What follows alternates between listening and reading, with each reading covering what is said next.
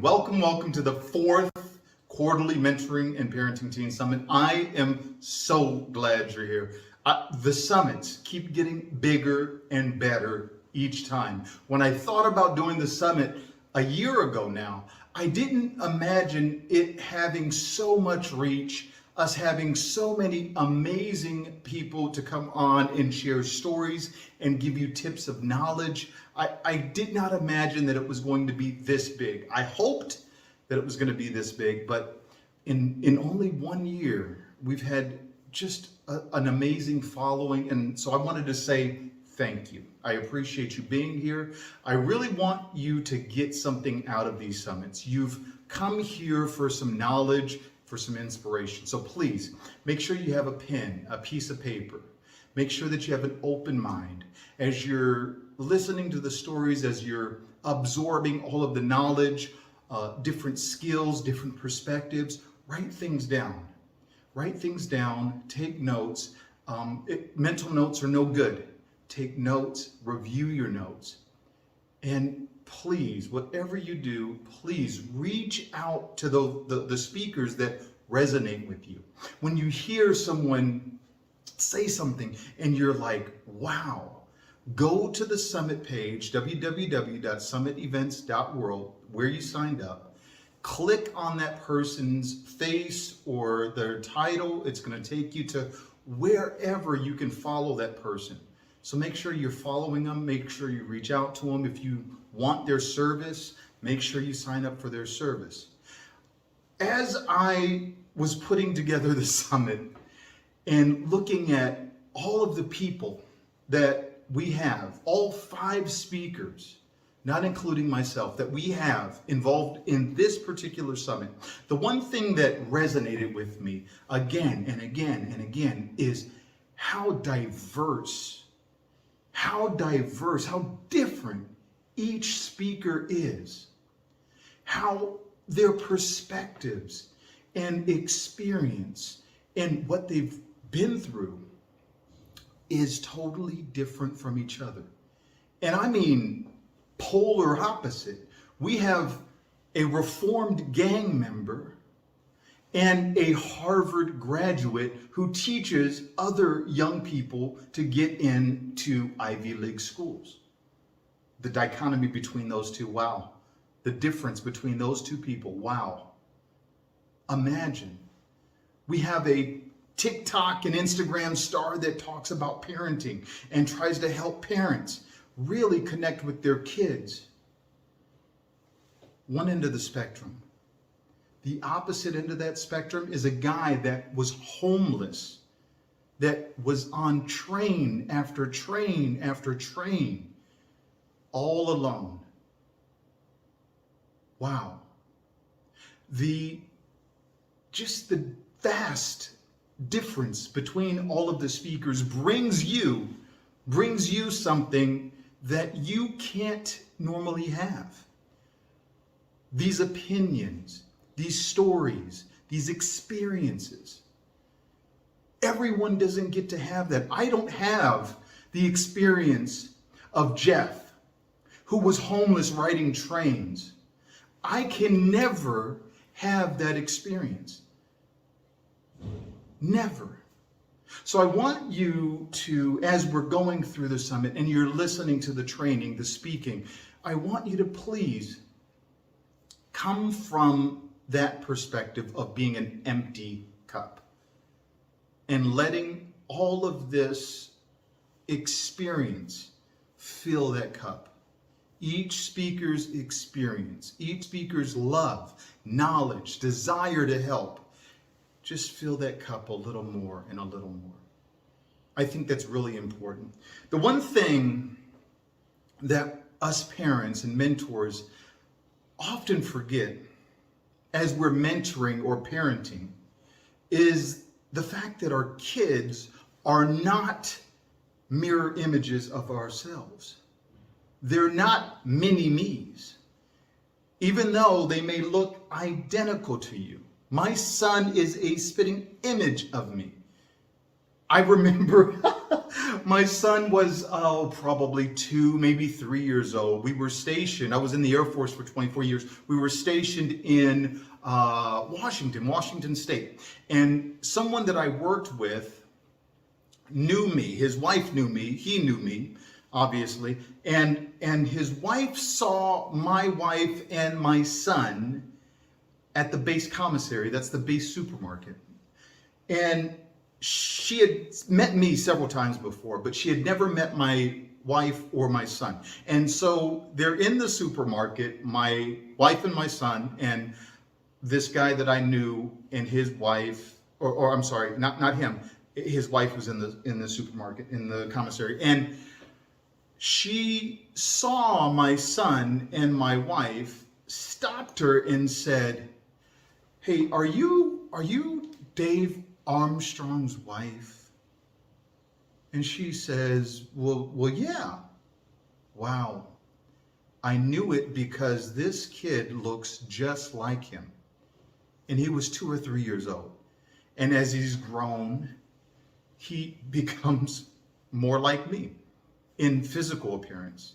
And my son and I were talking the other day. We were video chatting because I live in Greece. He lives in Virginia. And the truth is, I'm looking at him and I'm like, Dave, his name is Dave.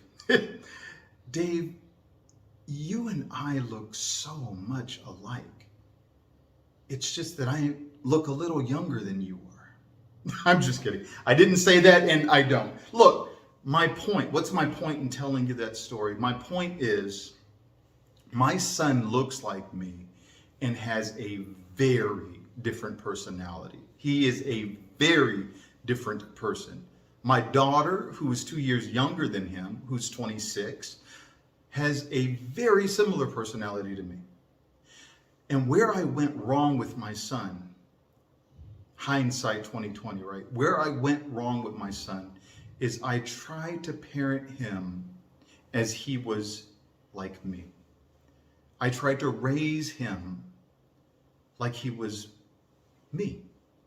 And so what's the message here? The message is your kids are developing their own personalities. They are not mini yous. They may not be anything like you. And so it's your job as a parent or a mentor to adapt. You're the adult. To adapt to their personalities. Adapt your parenting style, your interaction style, your ... to them. And I'll tell you, I forgot. I didn't even know about that, but I didn't do that. I didn't do that as I was raising my son. And I think that we would have had a stronger bond, a more profound connection, and I would have been able to impact him far more than I have if I would have realized that he is not a mini me. So that's my little story. That's my little speech. That's my opener. I just want you to make sure that you come with an open mind and understand that all of this stuff that you're going to hear, experience, and learn from today can be applied to you, not your kids, you. And as it's applied to you, you will change and adapt and evolve your parenting style, your mentoring style, your interaction style, your teaching style. There's some teachers out there, to the youth that you're trying to make an impact with. Okay, so without further ado, we're going to bring up our guest MC as well as last speaker for today. Jeff is just amazing. I told you he was riding trains and homeless, and wow, when he shared his story with me, I was just floored. I was amazed. The last thing that I want to say is that we have a structure for these summits. So if you're new here, what we're going to do is we're going to have speakers come on for about 20 minutes. They're going to speak as well as educate. That's the one requirement that I have for all the speakers here, is have some tangible advice. So they're going to give you some tangible things They're going to speak. They're going to go off stage. Jeff will come back on, introduce the next speaker, and then at the end, we're going to have a Q&A session, a roundtable.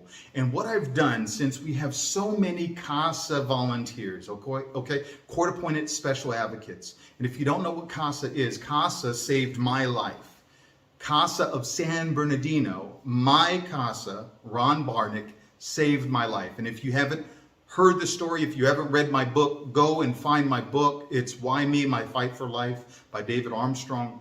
I think it's a pretty incredible story, but you'll see how CASA contributed to me being here today. I'd be dead if it wasn't for CASA. So we have a lot of CASAs in the house. And what I did is I asked the CASAs, executive directors, hey, do you have any questions? So what they've done is they sent me some questions. We're going to bring them from backstage to front stage. They're going to get to ask their question of the person, of the speaker that they want to ask it of. And we're going to have a great, incredible dialogue. And that's going to be at the end of the summit, towards the end of the summit. So I, again, thank you for being here. We're going to bring Jeff on. And gosh, I love you all.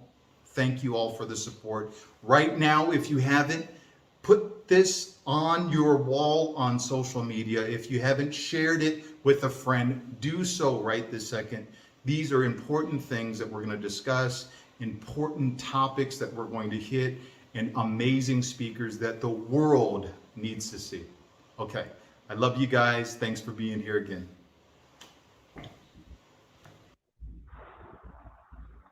How are we doing? How is it going? My name is Jeff. I am here emceeing this 4th summit for teens and parenting mentoring for the Unlimited Potential Network Academy. Give it up for Dave, that intro. And I want to present you all with our lineup here. We have Mr. Chaz. Mr. Chaz is a TikTok and Instagram influencer. He teaches adults to see, guide, and trust children, pushing the needle, pushing the envelope towards influence, one conversation with a child at a time. He goes by the name of Mr. Chaz and even has a song to prove it. Give it up for Mr. Chaz. All right. Thank you for the introduction. It is nice seeing everyone today. I'm going to try to only have 20 minutes. So I'm going to try to pack a lot of what the message in 20 minutes and give you some very practical tips and tools to use by the end of it. And I just want to say before I start that what I'm talking about is it spans across just parenting, it spans across teaching, it goes into leadership, it goes into the way we engage, interact, connect with people in our lives. And so this is only a small bit. I wish I could say so much to you, but today I'm going to focus a little bit more on connection and communication, because even looking at some of the questions that popped up, that was a part of what people were looking for and were wanting. And so I'm going to focus on that. Now, before I get into that, I'm going to share just a little bit about me. I'm a teacher coach. I'm a parent coach. I've taught many children. I've taught many teachers. I've taught many direct teachers of teachers. And here today, my mission, my goal to you is to help you better understand your child or a child that you're with or working with, and to guide them in a healthy way. Because traditionally, the way most of us grew up, you know, our parents, our caregivers, the people who were trying to guide us never really saw us. And it is almost like when I talk about see, guide, trust, we have to be able to see people before we're able to guide them. And traditionally, a lot of us have been tried to be guided before we've been seen, before we've been understood. And I think that's even a little bit of what Dave was talking about in the intro. You know, traditionally what we do is it's kind of like we're in a dark room, right? And instead of seeing them, we just immediately try to guide them. But if we first in this dark room, we open our eyes and we are able to truly see the person in front of them, truly see the child, the teen, the adult, the person who's in front of us, then it's illuminating. It'll brighten up the room. And when a person feels seen, when a person feels seen, they are more willing to be guided by you. They're more able to reach your hand towards you and be guided by you. And you're more able to reach your hand back towards them and actually connect with them, actually touch them, reach them, and bring them along and help them along in their journey. Traditionally, we're kind of blind and we're like, come this way, God, and we're trying to guide them, but we're not seeing them first. We're not understanding them first. And there's a really good reason why this is so hard for most of us adults, because a lot of times our reactions, our emotions, are the things, our goals get in the way. They blind us to actually see the child, and also our inability to really sit in feelings and emotions, because the way that most of us grew up being taught to avoid emotions, right? We all heard you're fine, get over it, like these are the things that we've been told throughout our lives. So as opposed to, feeling our feelings, understanding our feelings, and being able to regulate our feelings, practicing the skill of regulating our feelings, so that then we can make more responsible decisions, right? So this is what happens, and for most people, I call this kind of cycle of reactivity that happens in so many moments. And when I tell you about it, I'm sure there's a time where you can reflect, if you're a parent or teacher or anyone who's been with children, but not even with children, you can probably point this out in the workplace. There's this thing called emotional contagion, right? And emotional contagion, what it is it speaks to our tendency to catch each other's emotions, right? And this is something that's very real, right? At all ages, right? And if you go in a room of infants and one starts crying, what do they all do? Like they all start crying.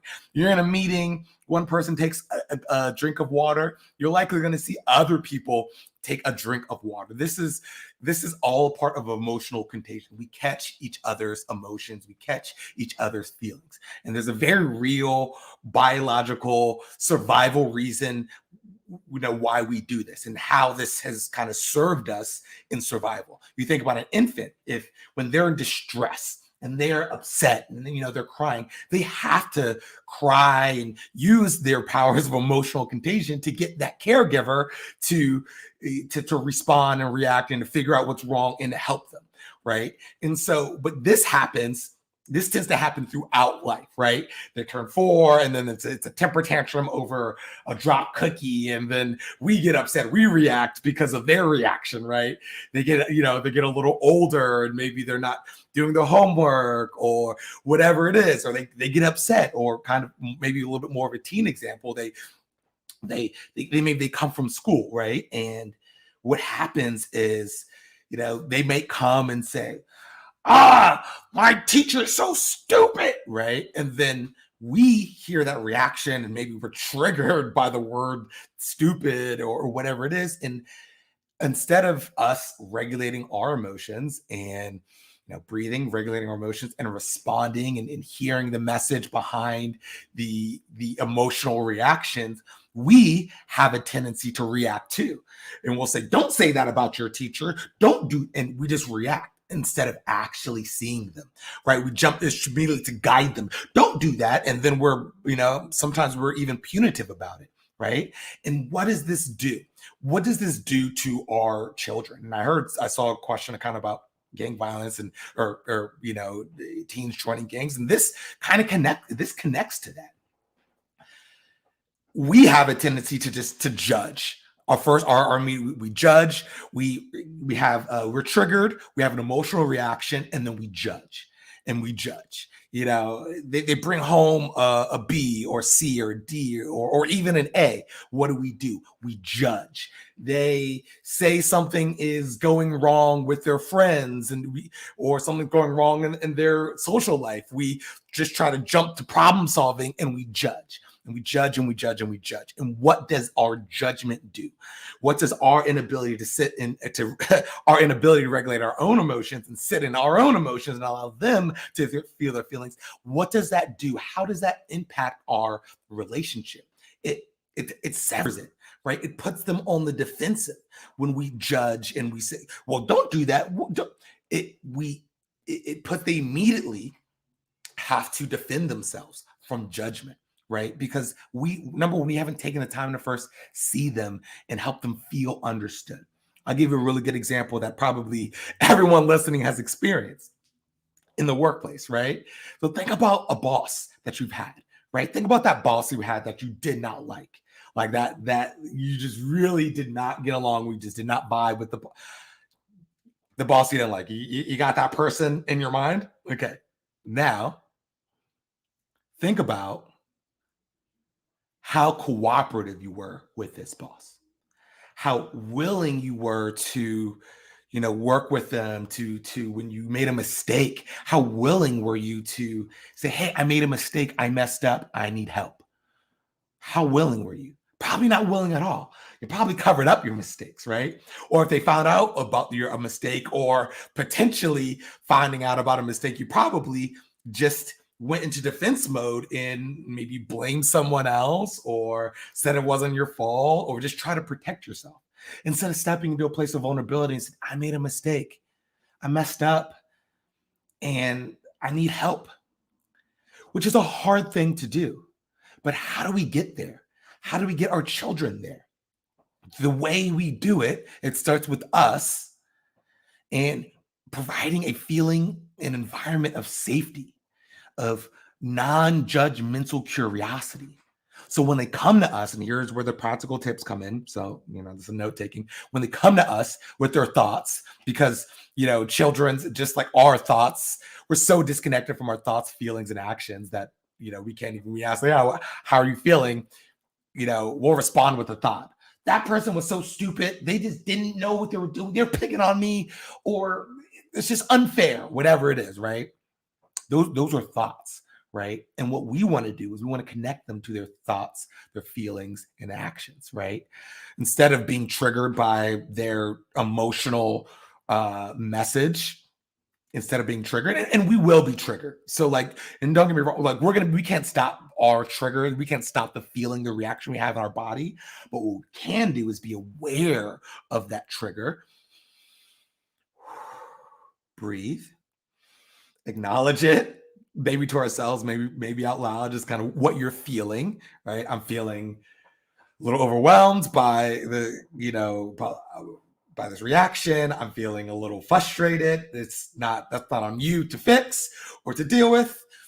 Just acknowledging my own emotion. And by the way, you don't have to do this out loud. It may even be, especially for a teen who's trying to process their own stuff, it may be even better to acknowledge it yourself. But again, even acknowledging it out loud can be helpful because you're modeling a healthy thought process. You're modeling you becoming aware of your emotions, your feelings, your thoughts, and your actions.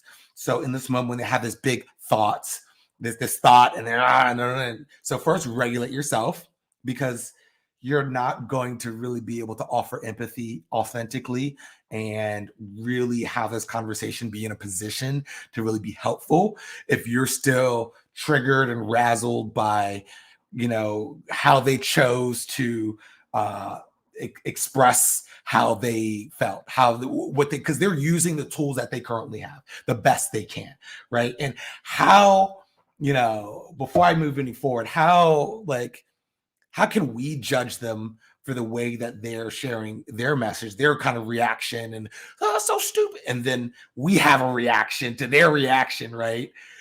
We're not modeling how to regulate and to express our feelings in a healthy way, right? So instead, what we can do is we can hear the message behind what they're saying. The teacher, Miss Appleby, is so stupid, and it's always unfair. She's always picking on me, and I'm not doing anything. And maybe, you can regulate, breathe, like, I'm hearing you're feeling frustrated by how you're treated by your teacher, right? And bring back the emotion words, right? Frustrated, overwhelmed, anxious, sad, happy, all the range of emotion words. Use those words. Model using, put those words in their vocabulary. And how do we put those words in their vocabulary? Modeling, right? Modeling. And you might be like, Mr. Chaz, like, modeling language is not going to work for my kids, for my teens, for my whoever. And if you feel that way, if that's something that you think, then this is what I would say to that. Something to kind of think about. Would you go? So imagine, right? Go into any group of children, right? Any group of teens, young children, people, and then start dropping the F-bomb, right? Start dropping the SH bomb, right? And see if they don't start using the language too, right? We are so clear and understand that, like, how powerful modeling language is for, language we don't want them to use, like maybe curse words, but we aren't as conscious of how powerful the modeling of language is with language we do want them to use, like how to express what we're feeling, right? And it's not that, you're going to say it once and they're going to automatically be like, oh, this is how I express it. It's over time, right? And to kind of bring it back to the beginning, and all of your teachings, everything that you try to do with your everything, in every way you try to guide your child, any person at all, you're going to be way more effective if you have a healthy relationship with that person. You notice I didn't say with that child.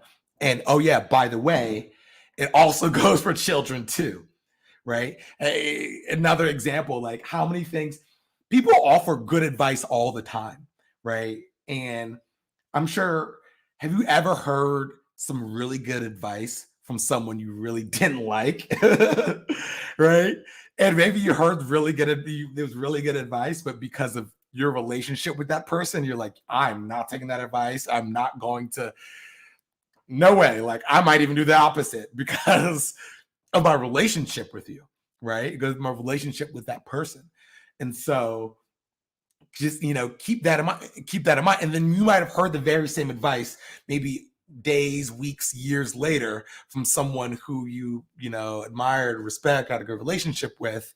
And now that advice, oh wow, that makes sense, you're way more open to it, right? Because when we don't have, and this is, I don't know, like, you're gonna have to cut me off on time because I'm just gonna talk and talk and talk, but I have to figure out exactly what my time is, but at least I need to wrap it up with showing you this visual so you can kind of understand a little bit deeper of how this all fits into what we know about the brain and brain science. This isn't my opinion. Like, everything I said is based on brain science. I don't talk about the brain a lot because I try to make it more accessible, but it is helpful for a little visual. I'll talk about it just a little bit. When we have these negative relationships where we're constantly judging children and we're shaming them and punishing them, and that's what they come to expect, when we are around them, they will go to the lower parts of their brain. So now the brain is a lot more complicated. The brain and body is a lot more complicated than this, but this is a super simplified way to explain of what's happening internally inside children and even inside of us. And you're going to, at the end of this, you're going to realize that, oh wow, like, I have that same, like, the same thing happens to me. I do the same thing too. I have those same feelings, right? I can recognize when I'm in these different states. Your survival state, which is kind of your fight or flight. You'll see people shut down. One indicator, when someone's in a survival state, they're likely not using any words. They're using fists. They're shutting down, they're fighting, they're flighting, they're fawning. Emotional state, they are using words, but they might the lash. You're not, for young children, like, you're not coming to my birthday party. For teens, it might be like, F you, right? And so this is how someone's in an emotional state, right? And even in an emotional state, it can be hard to really articulate what we want in the best way that we want. And up here, this is our executive state, right? This is our prefrontal cortex. And just for some context, this part of the brain, the prefrontal, is not fully developed until 25, 26. It's a year later in boys because we're a little slower to develop. But 25, 26. And so that's part of the brain that is in control of pretty much all of the skills that we really want children to have and expect them to have in these really challenging times, right? It's the planning, the organization, the impulse control, all the executive functioning skills, right? Perspective taking, empathy, all of that is up here, right? And when we're in survival mode, it shuts off this part, the smart part of the brain, right? We don't have as much access to empathy and perspective taking when we're in survival mode and when we're in an emotional state. We don't have as much access. But when we're regulated and when we're in a good relationship, then we have way more access to all this part of our brain, right? The smart part of our brain, the part of our brain that we ask children to pull from a lot. Especially in school environments, right? But like I said, the empathy, perspective taking, task initiation. So and you think about all these skills in terms of homework and engaging with each other in a healthy way, they're up here, right? But when we have these negative judgmental relationships where we're constantly shaming children and punishing them and not seeing them without even saying a word, just our presence when we walk in the room, they start to get here. They start to get triggered, right? They already start to need to defend themselves because it's their body trying to protect themselves. And so they're not able to access the empathy, the perspective taking, the task initiation, all those skills that we want them to access and to practice. And the more that they practice these skills, it's like a muscle. The more they practice, the more they work them out, the stronger they'll be, the more they will use them, the more they'll be able to access them. But with our judgment and our shame and our punishments, we're constantly pushing children down here, and they're getting a lot better at their survival skills. They're fighting, the flighting, the shutting down, and the FUs. Those are the skills that they're working out when we constantly do this shame and judgment and punishment, and that is what they come to expect from us. When we're non-judgmental, when we see them, when we're able to regulate our own emotions and be up here and just see them when they have the emotional messages instead of lashing out and reacting, seeing the emotional message, what they're trying to say, and giving them the language by how we're responding. We seem frustrated, like there's some kind of frustration, there's some kind of frustration that's coming from you. You don't have to use, especially with teens, like I'm hesitant to even give you any scripts because we have a tendency to get real robotic with the scripts, and teens especially, can see right through that, especially after you use it a couple of times, and they see that we're not there in an authentic relationship with them. They see that we're just using just kind of this robot thing. Imagine if you were at work and you felt like you were disrespected, or you have this real problem, and you went to the office to talk to your boss, to your leader. And you're like, look, I have this real problem. I don't like the way that someone was treating me. It felt unfair. It felt like they were picking on me because of X, Y, or Z. And I feel uncomfortable. And you're coming here and you're expressing how you feel and you're being vulnerable. And then they pull out their little HR book and they're like, okay, well, I see you feel frustrated because such and such and such and such. And you're going to probably leave that office even more PO'd than when you walked in, because you know that that's not authentic. They're not really authentically hearing you or listening. They're just saying the script to get you to the next thing, or for their own goals, for their own for their own for their own goals, right? That have nothing to do with my problem that I'm asking you to help me solve and understand, and maybe not even just solve. Maybe I just need you to listen to me. That's a big thing too. And I'm going to wrap it up here. This is the last thing I'm going to say. And I think I've gone over on time already. Sometimes children don't need us to solve their problem. They just need us to non-judgmentally listen and hear them without solving it. And if they want solving, and it's a lot of us, especially, I know a lot of males, they're like, it's like, I'm a fixer. Like, I just need to fix it, right? But sometimes that's not what they need, right? You may feel like you need to fix it, but that may not be what they need. They just may need someone to listen to, someone to hear them, right? And a non-judgmental voice, shoulder to lean on, right? And if you do want to offer some wisdom to a child, ask them, do you want me to listen to you, or do you want me to help you solve the problem? Ask them, let them respond.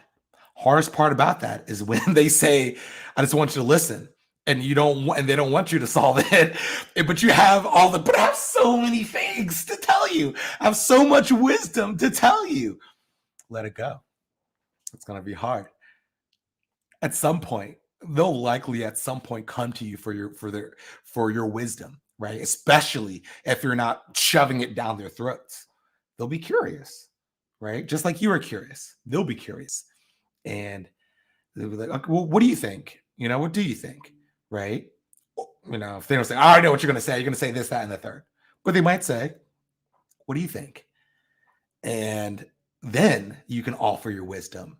And at that point, they will be so much more receptive to your wisdom than when you're trying to berate them and shame them and say, you need to listen to me. This is why you're doing everything wrong, with the judgment. Because then they're defensive. Then they're protecting themselves. And no information gets in when you're defensive, right? Because you got to protect yourself. So that is the last thing that I'm going to say, because the most important message is that it's not about being perfect. It's about improving, right? Avoid being a perfectionist, be an improvementist. The goal isn't to be perfect every day. The goal is to improve a little every day. Be an improvementist. And that is very, very, very, very last message. Promise. Because this is going to be really helpful for people too. Because some people are like, oh man, is it too late? Is it too late? But what about like the environment? What about other people, other things that I can't control? The school, my ex, my partner.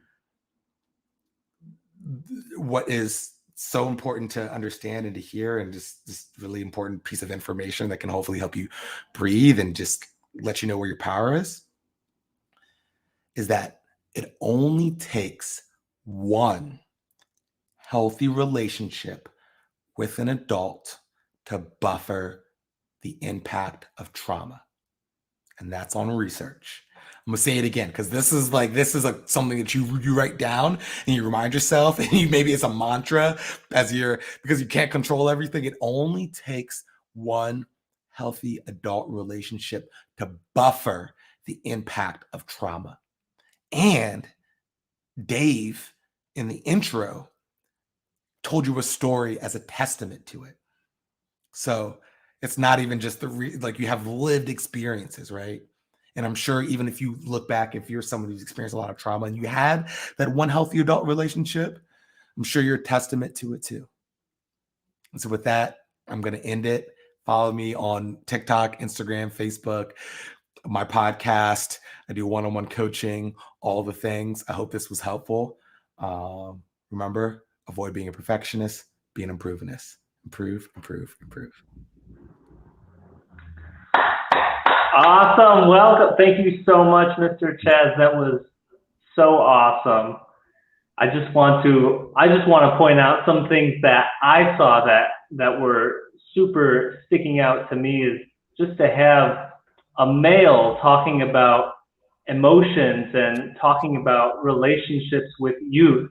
I think it's so important.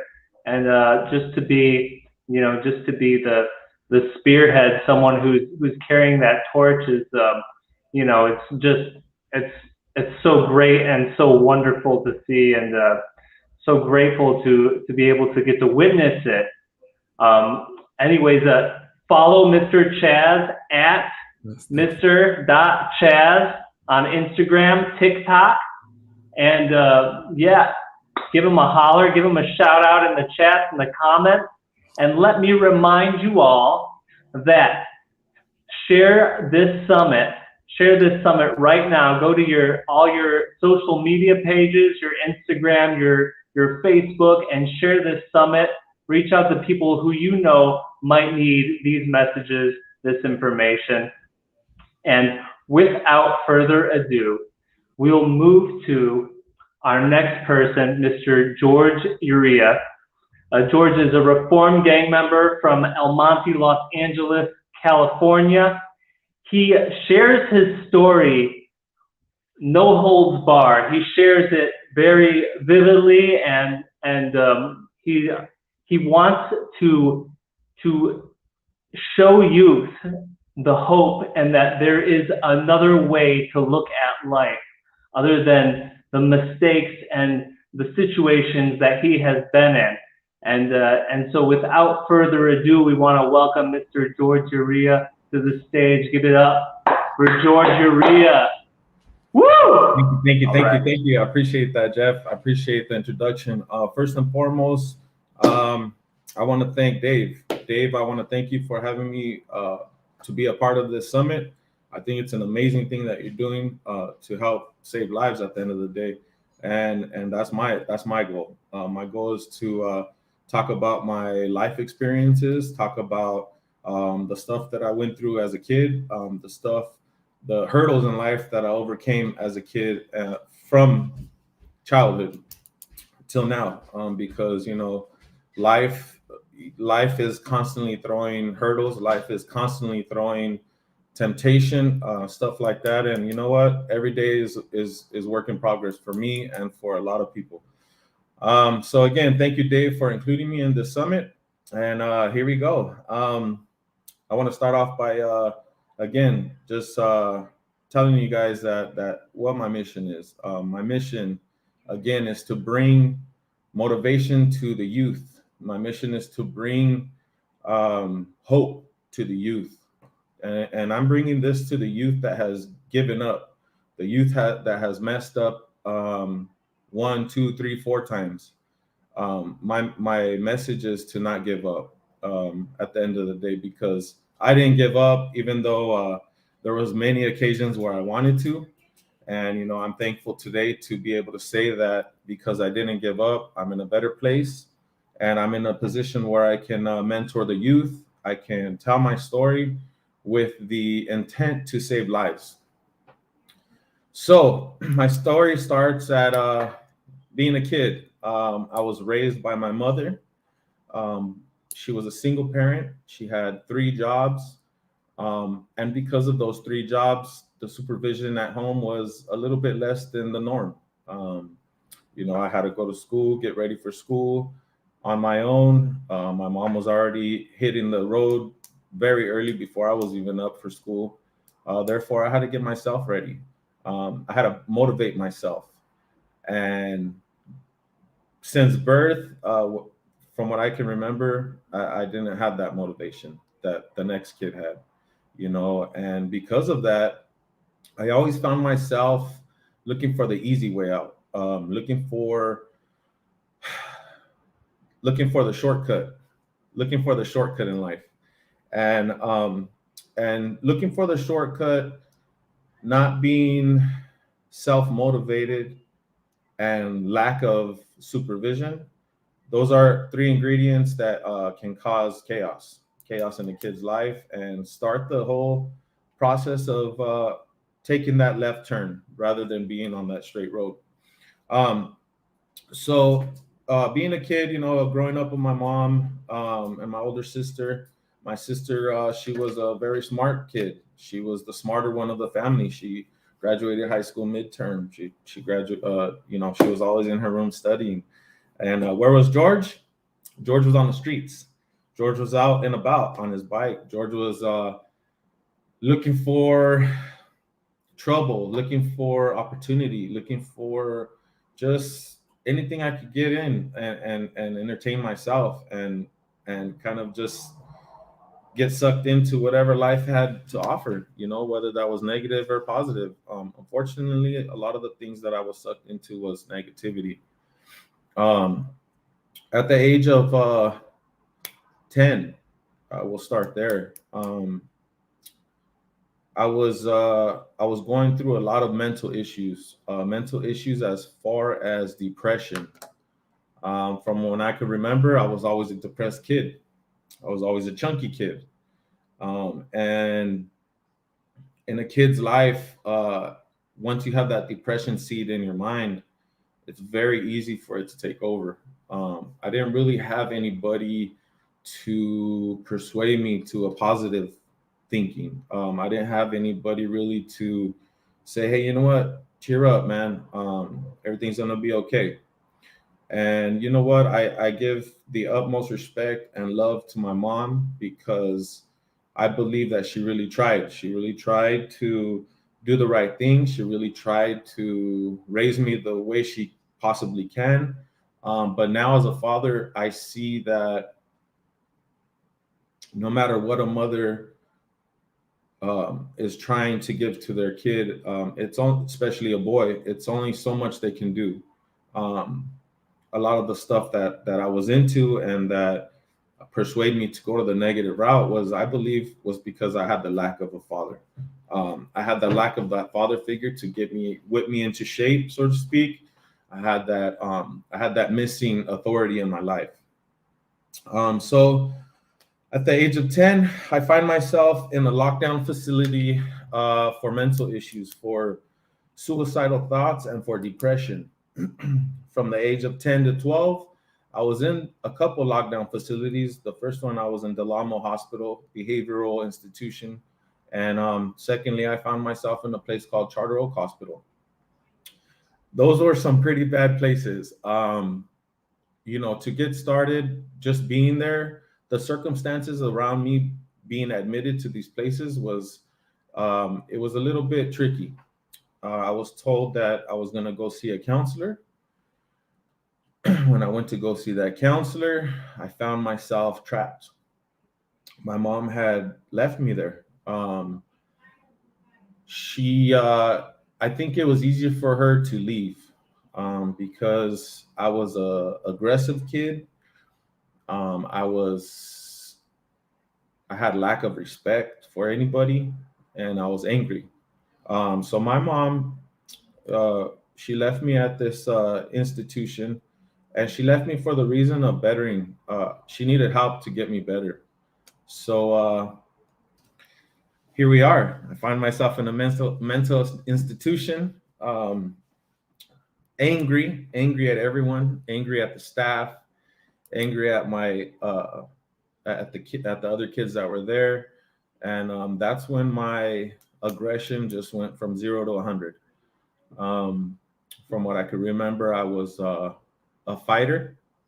I like to fight. Any small issue, I would fight. Staff would call code green. I would be restrained by 10, 15 huge guys, and I would be put into a padded room. After being in that padded room, it was routine for these places to keep you in there for 4 hours. And those 4 hours, you were to calm down, take a nap, cry it out, whatever the case may be. At this time, they restrained me by force. My arms were tied, my waist was tied, my forehead was tied, my legs were tied with leather restraints. I got out of that place at 12, went back home with my mom, and I was so happy. I was so happy to be back home. At the same time, deep down inside, I had even worse depression issues. I had worse anger issues, And at this time, I was a little bit bigger and I just wanted to hurt people. The struggle continued from the age of 13 to 16, struggling through schools, getting kicked out, wanting that attention, no matter if it was positive or negative. And it took its toll. At the age of 17, 16, 17, I started hanging around the local neighborhood kids, which were my friends. Those kids happened to have brothers and family that were part of the neighborhood gang. After hanging out so long with these people, we ended up coming up to a decision that we had to make. And that decision was to be from the gang. So here we are. Now I'm a gang member. I knew that being a gang member was something that was glorified. I knew that it was an easy avenue for me to take to inflict pain on people. And that I feel was a reason because I wanted to detour the attention on me. I wanted to detour the attention that I was getting, because people knew that my actions were because of my pain or my depression and my, childhood issues. So gang banging, hitting the streets, seeing a lot of my friends die. At the age of 16, my friend Tony Garcia was shot multiple times. He was also 16. He was 3 months into the gang and he got shot like 18 times or something crazy. Seeing him in that coffin, it just brought more pain to me, and as a gang member, seeing that stuff happen, it was time to put in work. So here we are. We're riding, doing the things we had to do to gain that respect, to show that manlyhood, to show that we were not bowing down to anyone. And that was my main goal. Another thing that I had an upper hand was because of the reason that I was always sober. Because my mom and my dad had multiple issues with drug abuse, alcohol abuse, depression, all that stuff. I knew I had that in me. So in order to have that upper hand, I chose to always stay sober. And because of that, I was always ready to put in that work. I was always ready to inflict that violence among people. And, now that I'm older, I know it ain't right. I know it's not right. And what helped me come to realize that wasn't right, the right thing to do, was getting shot 5 times. At the age of 24, I was shot 5 times. And that was a direct cause of gang life. Textbook, where are you from? I'm from here. We don't like you. We got jumped by 25 people, me and my brother.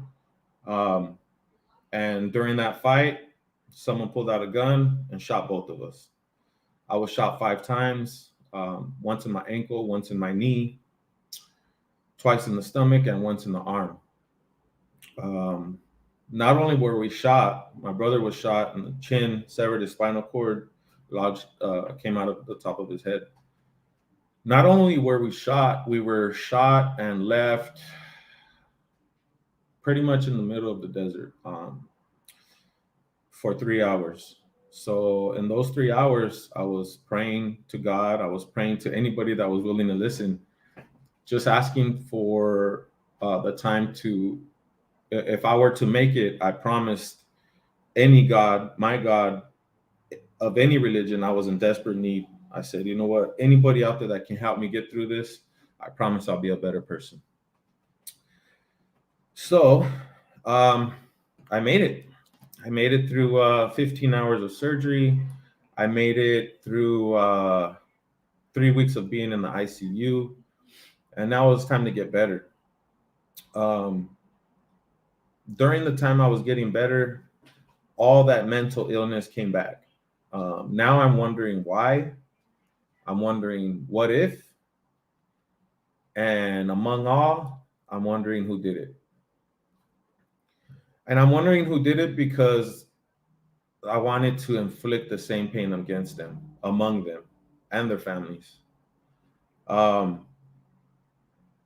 getting better physically, I found myself incarcerated. I was incarcerated for attempted murder.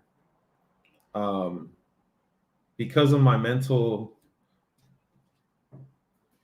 state, I inflicted pain against my mom's ex-husband, and I ran him over with the car because that was the only way that I thought that I can lessen the stress, lessen the anger, lessen the pain in my mind, and that was to inflict pain among someone else. So now I find myself in jail for attempted murder. I'm facing 15 years, and I run into couple people while I was incarcerated, and one person that I remember is he presented himself as a prophet, and he told me that pretty much I had to give God the respect and the attention that he deserves, and if not, he told me with his own mouth that God will pluck someone more important from me from this earth, like one of my kids. And the reason he would do that was to make it known that he is in charge. After hearing that, I took it to heart. I took it to heart because at the time I had 3 kids who I love very much and who I pretty much didn't have. That was the reason of my living, was because of them. So when that happened, I told myself, you know what? I'm gonna get out of this jail. I'm gonna do whatever I have to do, pay my debt to society, whatever it was, and that's what I did. I did my jail time. I came out pretty lucky. Lesser charge, lesser jail time, all that stuff, and here I am. I came out homeless because of my rap sheet. Homeless because I couldn't find a job, homeless because I didn't have family to, fall back on. I was pretty much on my own. My mom was having her struggles. My little brother was having his struggles, and I'm having my struggles. So at this point, I said, you know what? I got to get out of this rut. I reached out to a friend of mine who was a lawyer. I asked him, I don't know why I asked him, but I asked him how much it would be to get me out of this hole. And of course, he told me it would be about $3,000 to $4,000 to get that process started. At the time, I didn't have a job. I didn't have hardly any motivation. I was homeless, stopping in with my mom, take a shower here and there. But other than that, I was just on the streets. Finally, I gained the strength to reach out to the judge myself. I filled out an expungement packet. I wrote him a 4-page letter telling them on what the reasons were that I was starting the process of the expungement and what positivity it would bring to me.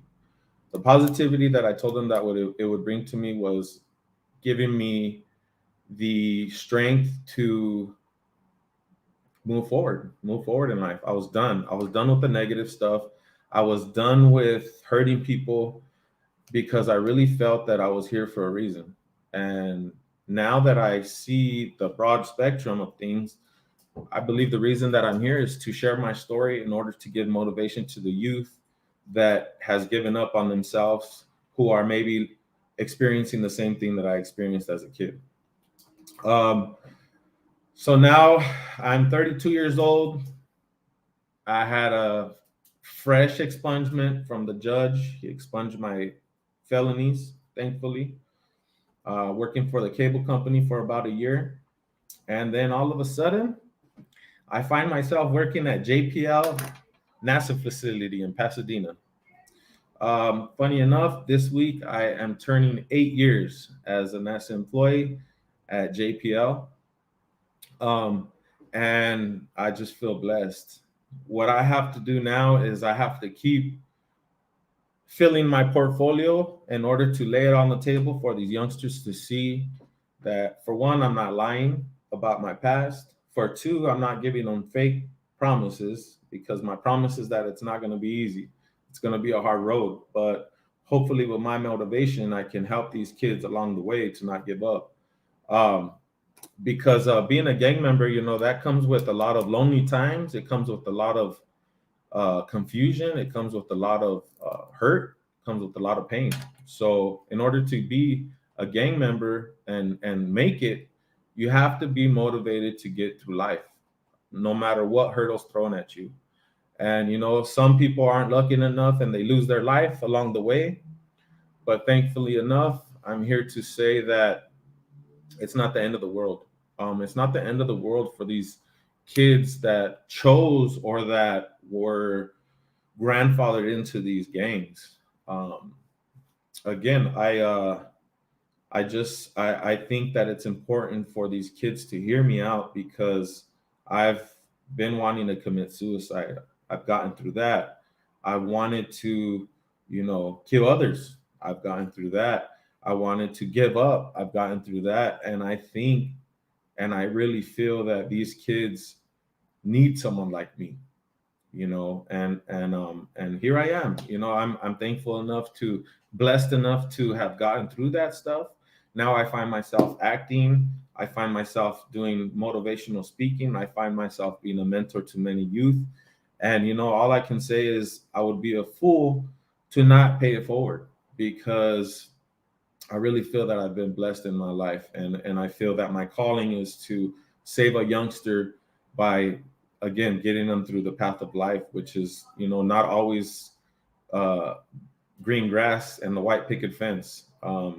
It's a lot of mental struggle. It's a lot of depression. It's a lot of suicidal thoughts. And again, here I am. I'm here to prove that by not giving up and by not losing determination, anything is possible.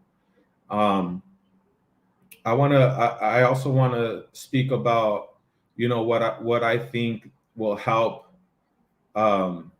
get these kids through. I think the first important thing is, like Chaz was saying, someone to lean on.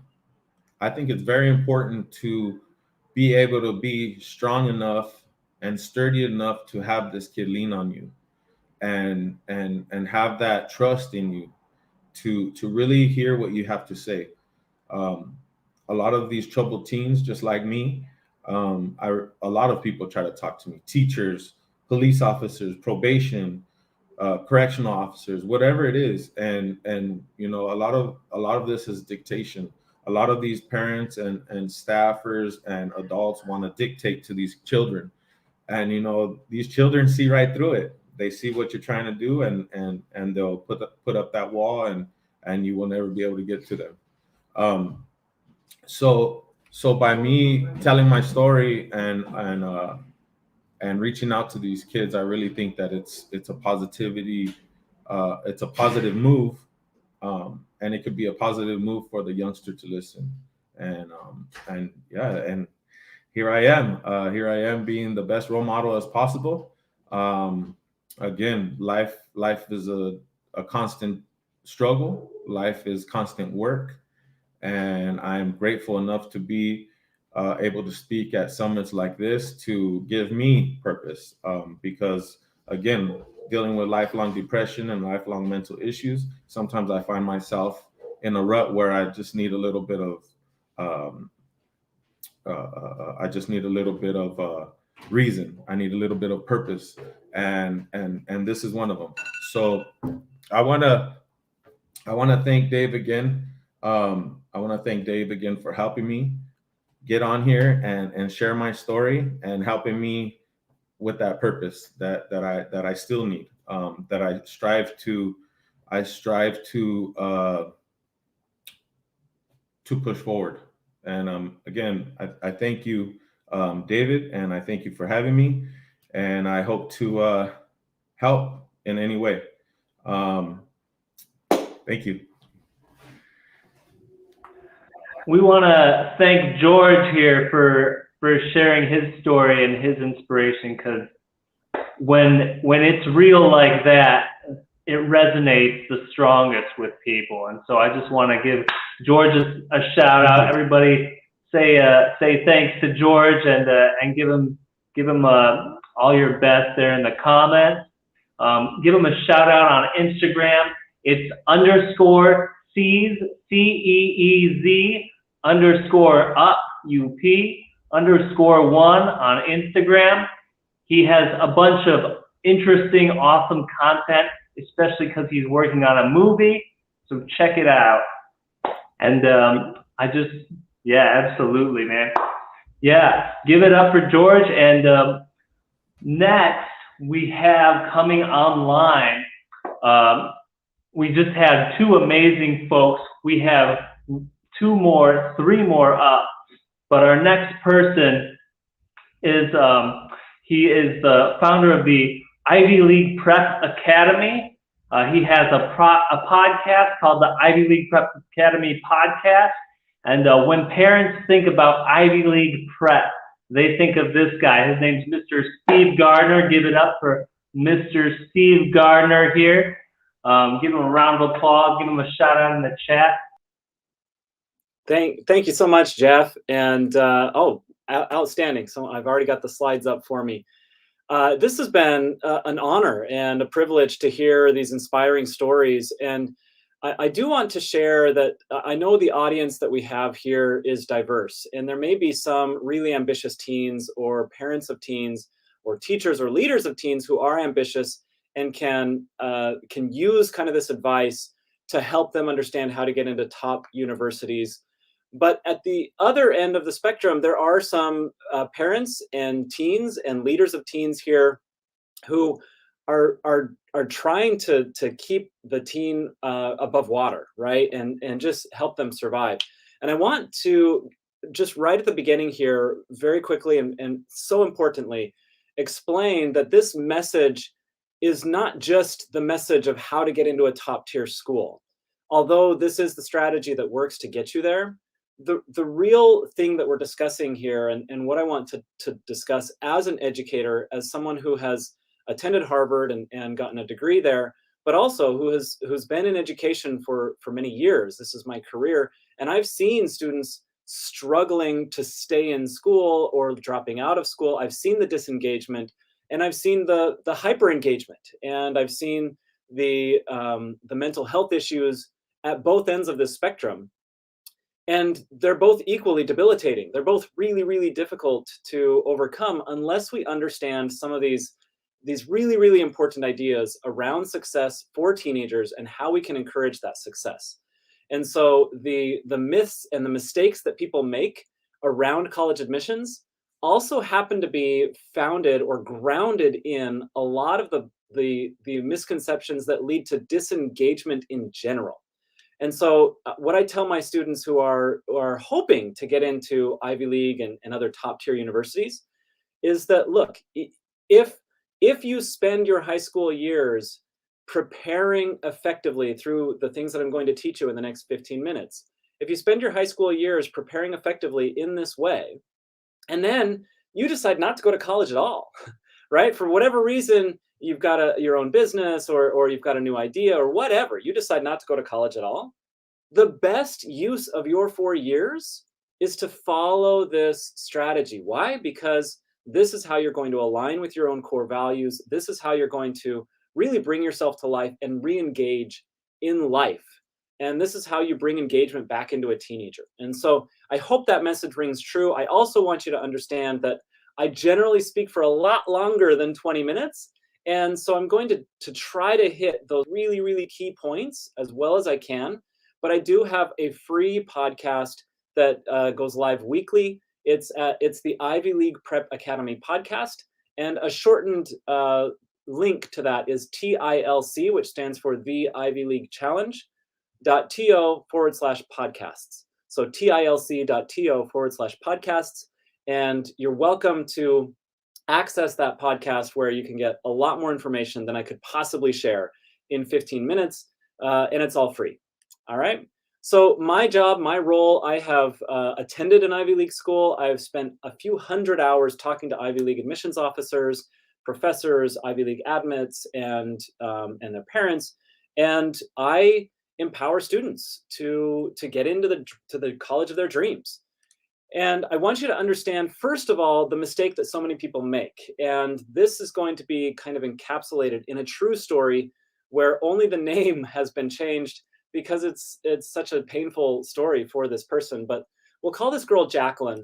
Jacqueline was heavily involved in sports in school because she was ambitious and she really wanted to get into a top tier school. So she did varsity sports. She got top grades in all the best in all of her subjects and difficult classes. She participated in Model United Nations. She was in clubs. She did service. She did all kinds of things because her dream school was Stanford University, and she was told that that's how you get in, right? You take the most rigorous classes available at your high school and do well in them, get top SAT scores, and then demonstrate leadership in as many ways as possible, volunteer, and then show some kind of X factor or some kind of spike that really helps you stand out. And that's the advice that she heard. That's the advice that she took. And she sacrificed for 4 years. She sacrificed fun and friends and sleep. And in the end, it was truly disheartening. It was sad when she was rejected from nearly every school she applied to. She applied to several Ivy League schools. She applied to Stanford. All of them rejected her. And it was even more sad to see her try to fake smiles in the school, when she heard of her friends who did get in, who had less impressive resumes. And so we all know the problem. I'm going to skip that. The thing is that these kind of elite or top tier universities admissions rates have been falling precipitously over the last couple of decades. But that traditional advice that she got was bad advice, right? Get top grades, top test scores, demonstrate leadership, and show some kind of X factor along with volunteering. It's broken for a couple of reasons. First of all, Jacqueline and anyone else who tries to follow this strategy is going to have to sacrifice sleep and fun and friends and in order to have the time available just to make it a possibility that she can accomplish all of those things during those 4 years of high school. But we don't realize how big of a sacrifice that is, okay? And one of the first things that teenagers need to do, regardless of where they are on this ambition spectrum, whether they are just trying to stay in school, trying to stay out of a gang, or trying to get into the top universities of the world, regardless of where they are, one of the things that's really important that should not be sacrificed is sleep. And again, I've got an entire podcast around the sleep science from the Sleep Science Center at UCLA and at Stanford and all the research that's been done there. But a couple of really key points. Your body is still growing in your teenage years, and chronic sleep deprivation will stunt that growth permanently. But more importantly, your prefrontal cortex, your brain, is still developing in very important ways. Like Mr. Chaz talked about, that ability to shift from the cerebral, from the kind of reptilian part of the brain, the amygdala, into the prefrontal cortex, where you can have executive function. That is where your emotional intelligence, that's where your self-efficacy, your self-awareness, problem solving, empathy, all of these higher level thinking skills that are so attractive to top schools, but also so important to success in life and so important to re-engaging in school or re-engaging in life itself. Those key things happen in the prefrontal cortex. And the prefrontal cortex is exactly what begins development during those teenage years and continues to develop into your mid-20s. And so if you are chronically sleep deprived, you are stunting that development. And it is truly challenging, okay? Then the fun and the friends, right, that we're sacrificing in order to get into a top tier school. Sacrificing your fun and your friends is also really, really, really costly, a lot more costly than we realize. One of my favorite classes when I got my degree was my design thinking class at Harvard. And our professors talked about how so many people compress their schedules, compress their time, because they try to fit in so many activities. And as we do that, we suck the life force out of our souls because we don't have time for fun. We don't have time for play. And play is where we, again, with this biologically ideal and optimal way of developing empathy and problem solving and all these other higher function skills. Okay, so sacrificing fun and friends and sleep is a really big, excuse me, is a really big price to pay. Okay, but it's even more, the price is even higher than that. Okay, so what is the message that we're telling students when we tell them, if you want to get into a top tier school, you should do these 5 things, the things that I mentioned, right? With top grades, top test scores, demonstrated leadership, etc.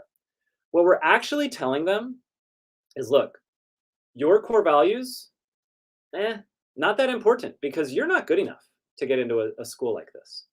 You're not good enough as you are. So instead, what you could do is pretend to be good enough. Pretend to be like this guy or this gal that did get in to a top tier school. And maybe you can trick the admissions officer into thinking that you're good enough too. And by itself, that kind of backhanded message that you're not good enough as you are, and so you should follow this prescription and check these boxes that someone else who was good enough checked in order to get in, that message by itself should be enough to discontinue the strategy, to completely cancel the goal or the ambition to do something like that. It is so costly from so many perspectives, from so many ways. And so that by itself, you're stunting your growth physically, your brain development is being stunted through sleep deprivation, your brain development is being stunted through a lack of play and empathy building. And then this underlying message is, and plus, you're not good enough anyway. So your only chance is to pretend to be someone else. That is a really, really debilitating message. And here's the kicker. It's not going to work. It's not even going to help you stand out. If you do all 5 of those things that we just described, and you do them really, really well, you will stand out in your high school. But when you apply to Harvard or Yale or Princeton or whatever your top tier university choice is, when you apply, you're going to look like about 20,000 or 25,000 other applicants. You're going to look exactly the same. And these schools need to pare down their freshman class into about 1,900 people, 2,000 people. And so President Drew Faust, the dean of admissions at Harvard, famously said that they could admit more than 2 classes of just valedictorian applicants, but they don't, right? More than 3/4 of valedictorians are rejected from these top tier schools. Why? Because they look the same. They're not memorable. They don't stand out. So what can you do instead? Okay, and here's kind of the key to this whole message and why this is relevant, regardless of your ambitions as a teenager, regardless of the people that you work with, and if you're a teen leader and a mentor, how you can take what I teach about Ivy League admissions and really apply it to life in general and re-engaging these teens in ways that make them love life. Okay, I want to first be clear that I loved my time at Harvard. I grew as a human being more than I ever dreamed. It was amazing. I learned so much. And I believe that working hard towards an ambitious goal is valid and is important and is really, really useful. However, the way we get there, that strategy that I talked about, is broken. And so what I want you to do instead is, I want you to first, in fact, I'm going to skip the slides here so that I can just talk to you, so we can get this information and understand it really, really clearly.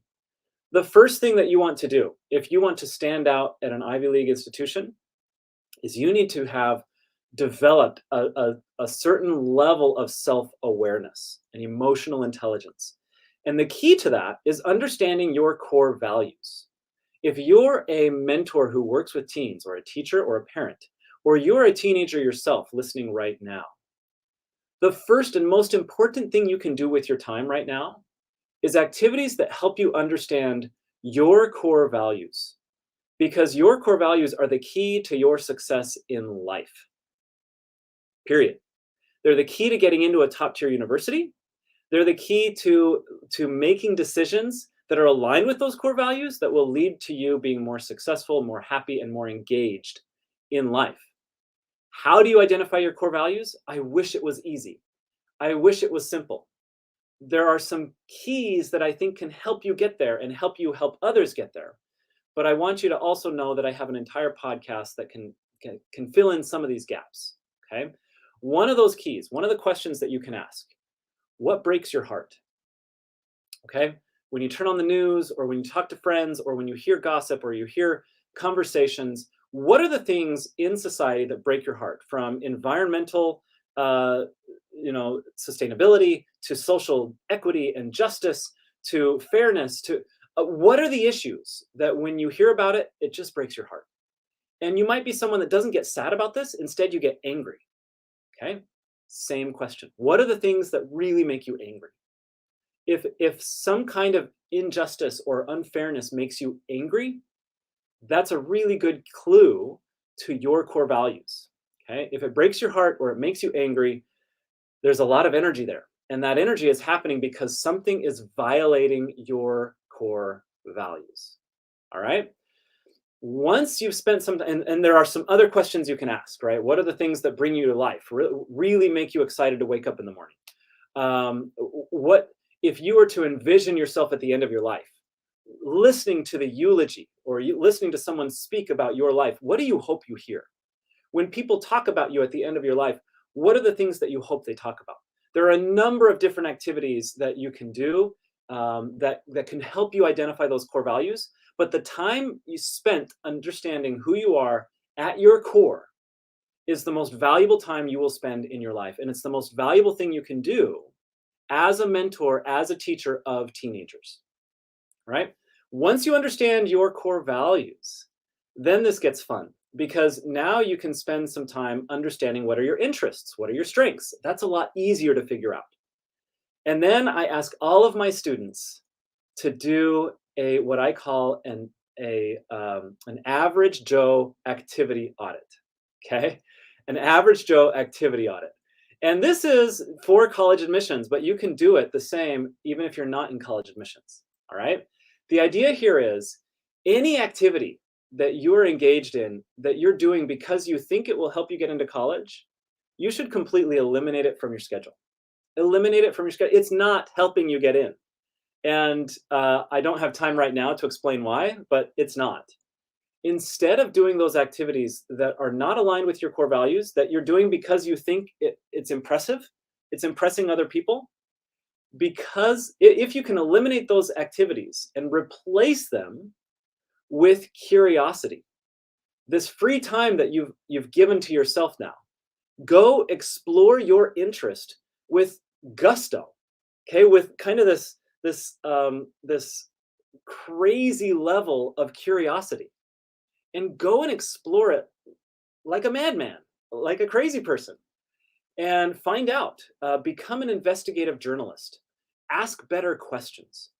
Find the places where you get better answers to those better questions, and keep probing, keep exploring. Find out who are the key players in this industry. Why are they the key players? What are the thought leaders saying? What are the real issues, and why haven't they been solved yet?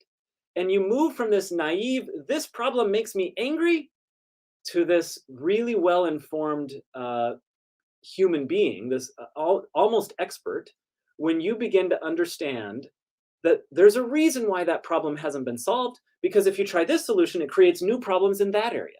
And if you try that solution, it doesn't work for this reason or for that reason, right?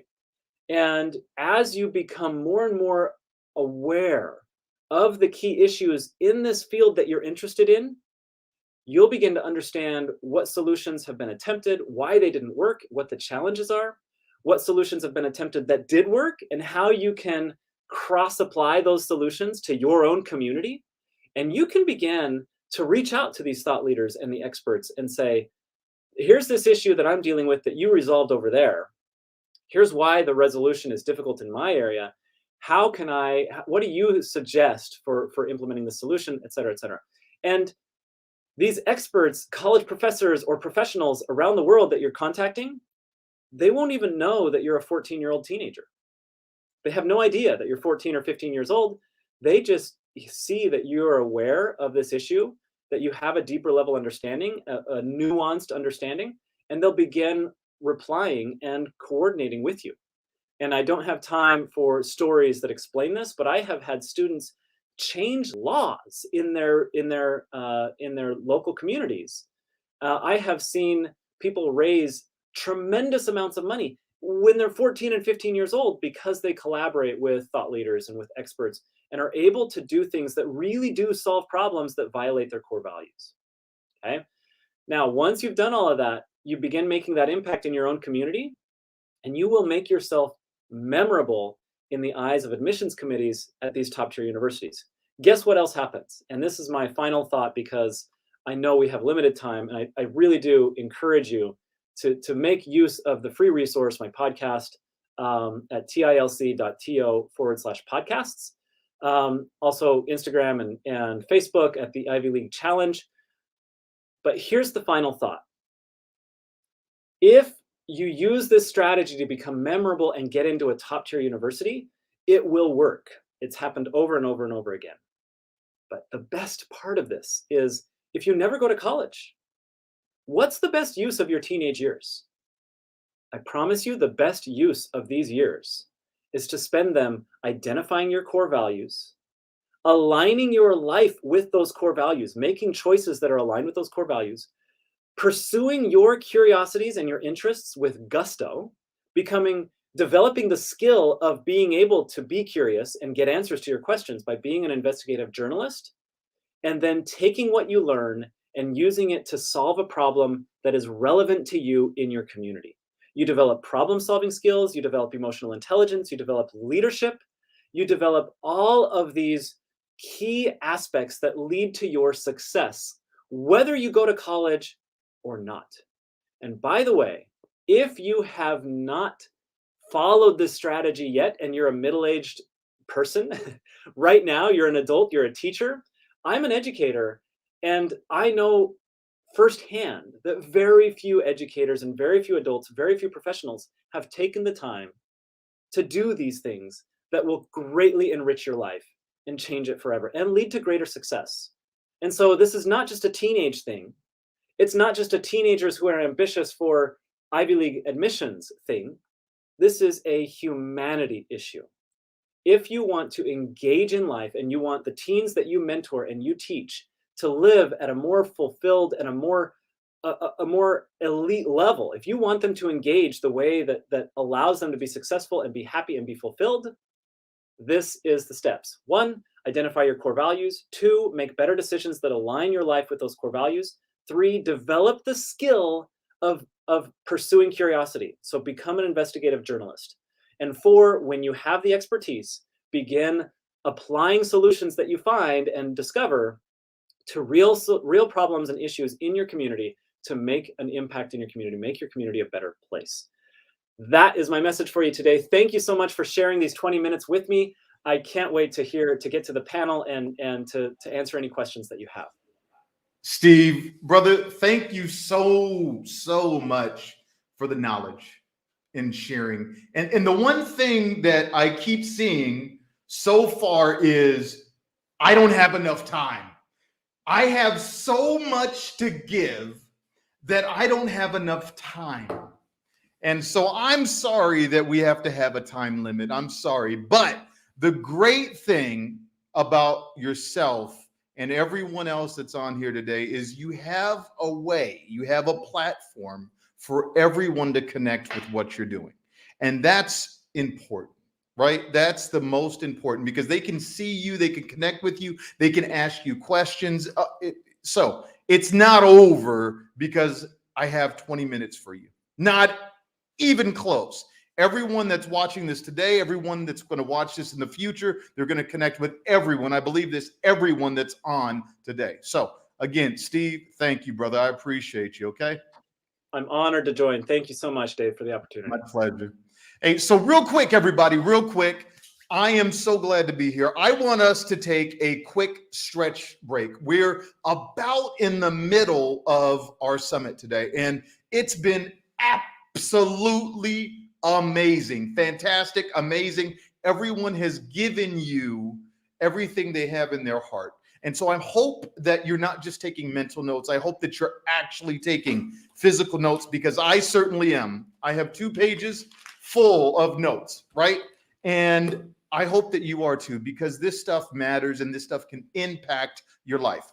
Let's go into some stretching, okay? Let's scream, ah! Let's just scream, ah, with a smile. Ah! Now let's give us a big laugh. All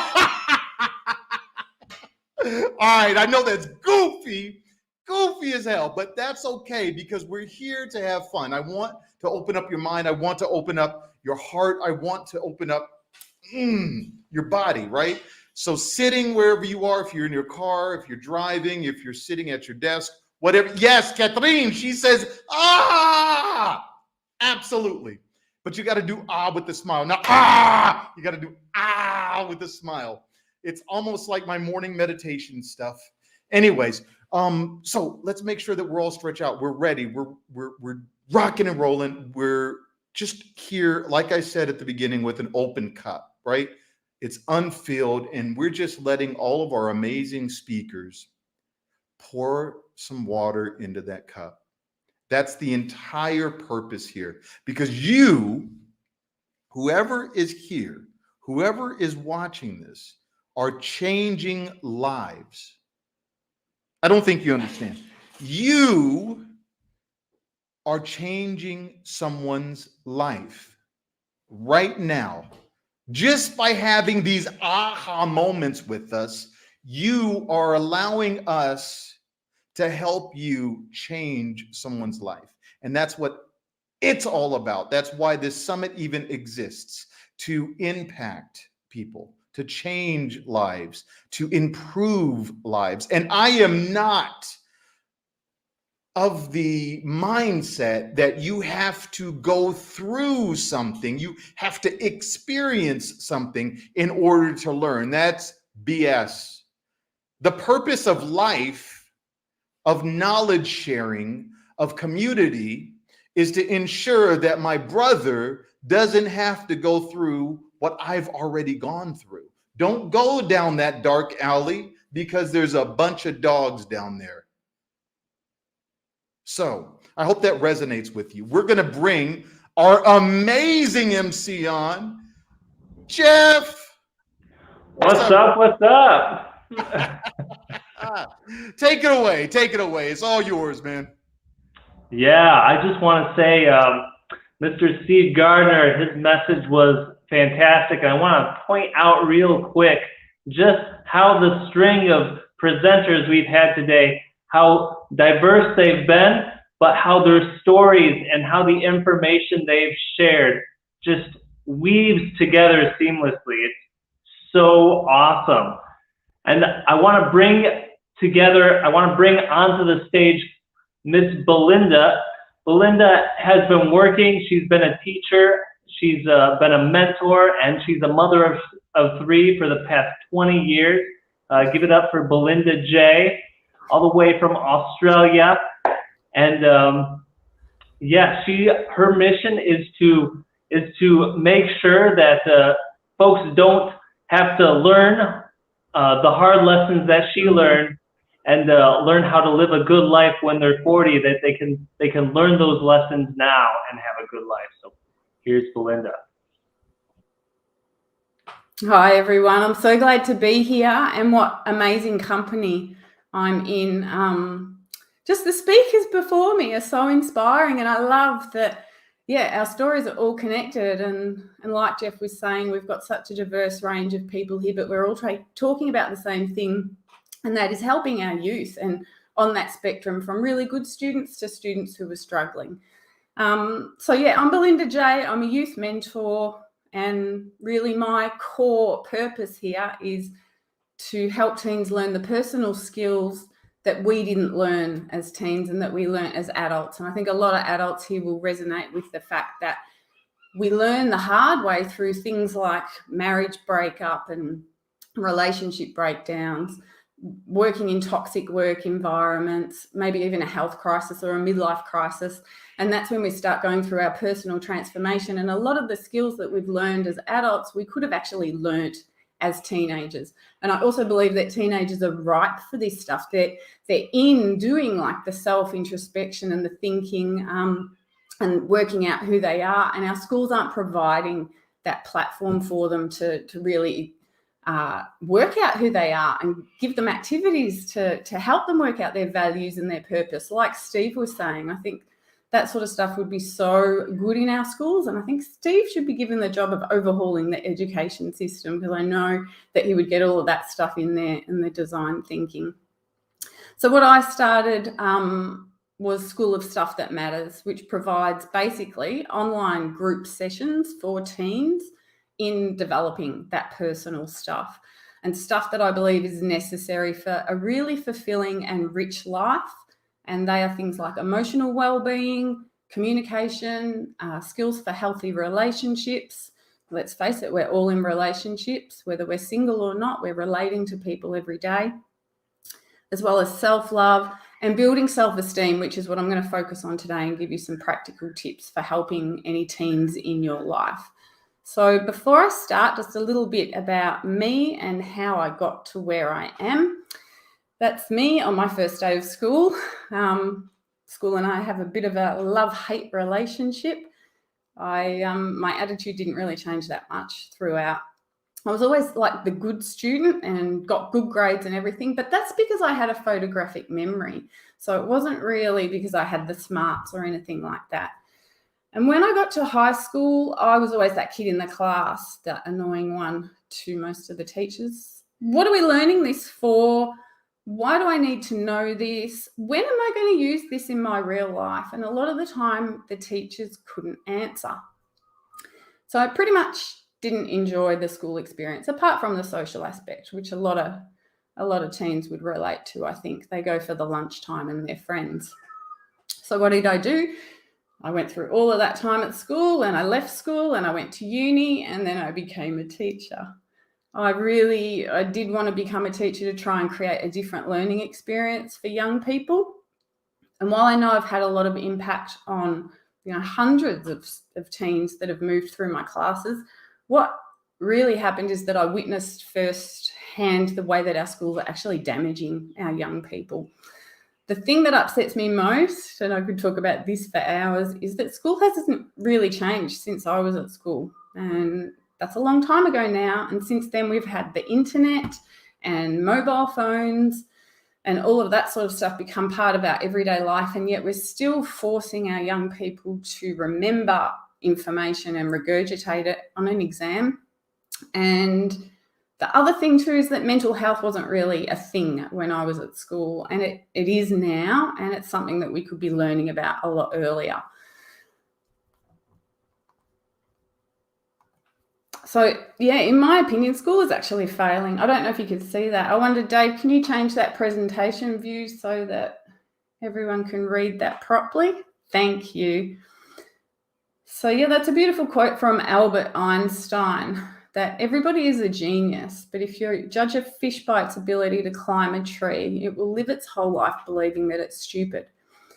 So, and that little man there is saying, for a fair selection, everybody has to take the same exam. Please climb that tree. And you can see that we've got a diverse bunch of animals there, all with unique gifts and talents, and that's really how I see our young people in the classroom. So they all come into class with their own gifts, their own strengths, and a lot of the time as teachers and the education system in general, we're not focusing on their strengths and developing them, but we're focused on the things that they're not good at and they need to get better.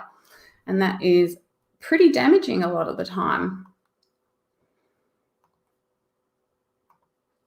So I really think that school, and I don't think it intends to, like I'm a teacher and most teachers go into school wanting to help young people and be a role model and teach the subject that they're passionate about.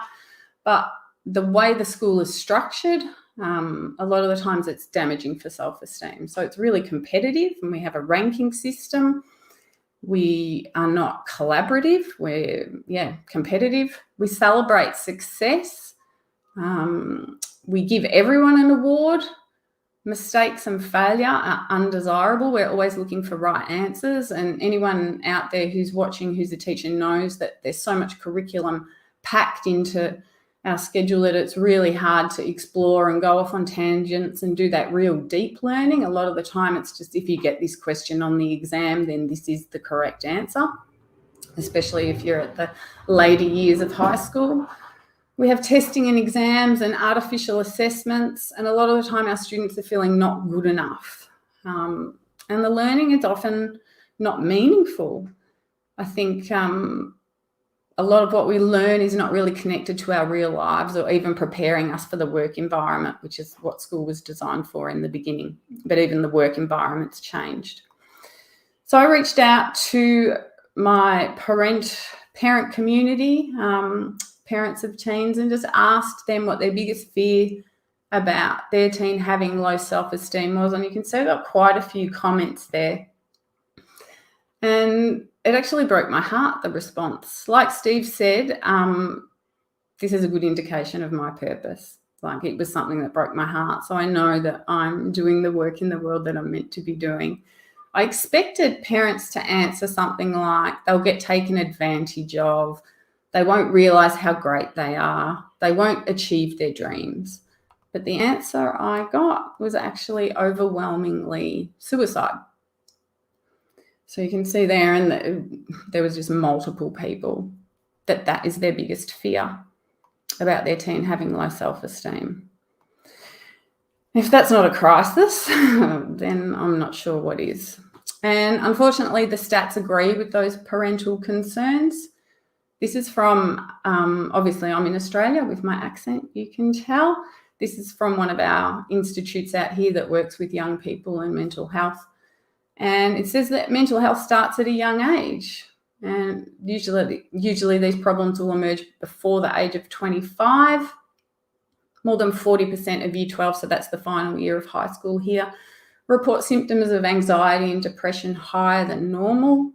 And this one is the really big one. In Australia, suicide is the leading cause of death for people aged 5 to 17 years old. And that's just heart-wrenching. Dave also mentioned in the promotional material for this event that the CDC have reported a 50% increase in teen attempted suicide rates in the last 2 years, linked to COVID lockdowns and the fear that's going on in the world. So yeah, we have work to do. And so hearing George's story was super inspiring as well. And I think these stories are really important for us to find ways to help our young people earlier and put in preventative matters sooner rather than later. So thank you, George, for sharing your story. I think that really does give a message of hope to a lot of young people. I too have experienced times where suicide appeared an option. So this is something that I'm really deeply passionate about helping young people with.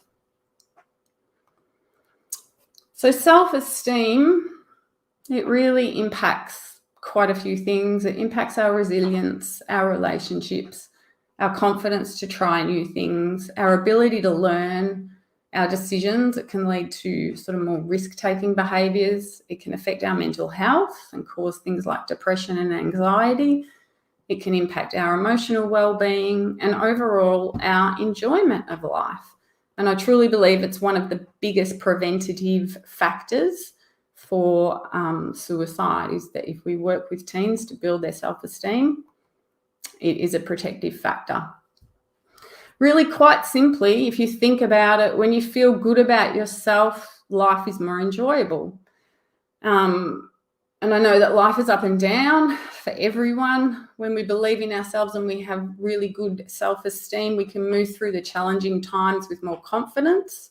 And we're also more free to be ourselves during the happy times as well.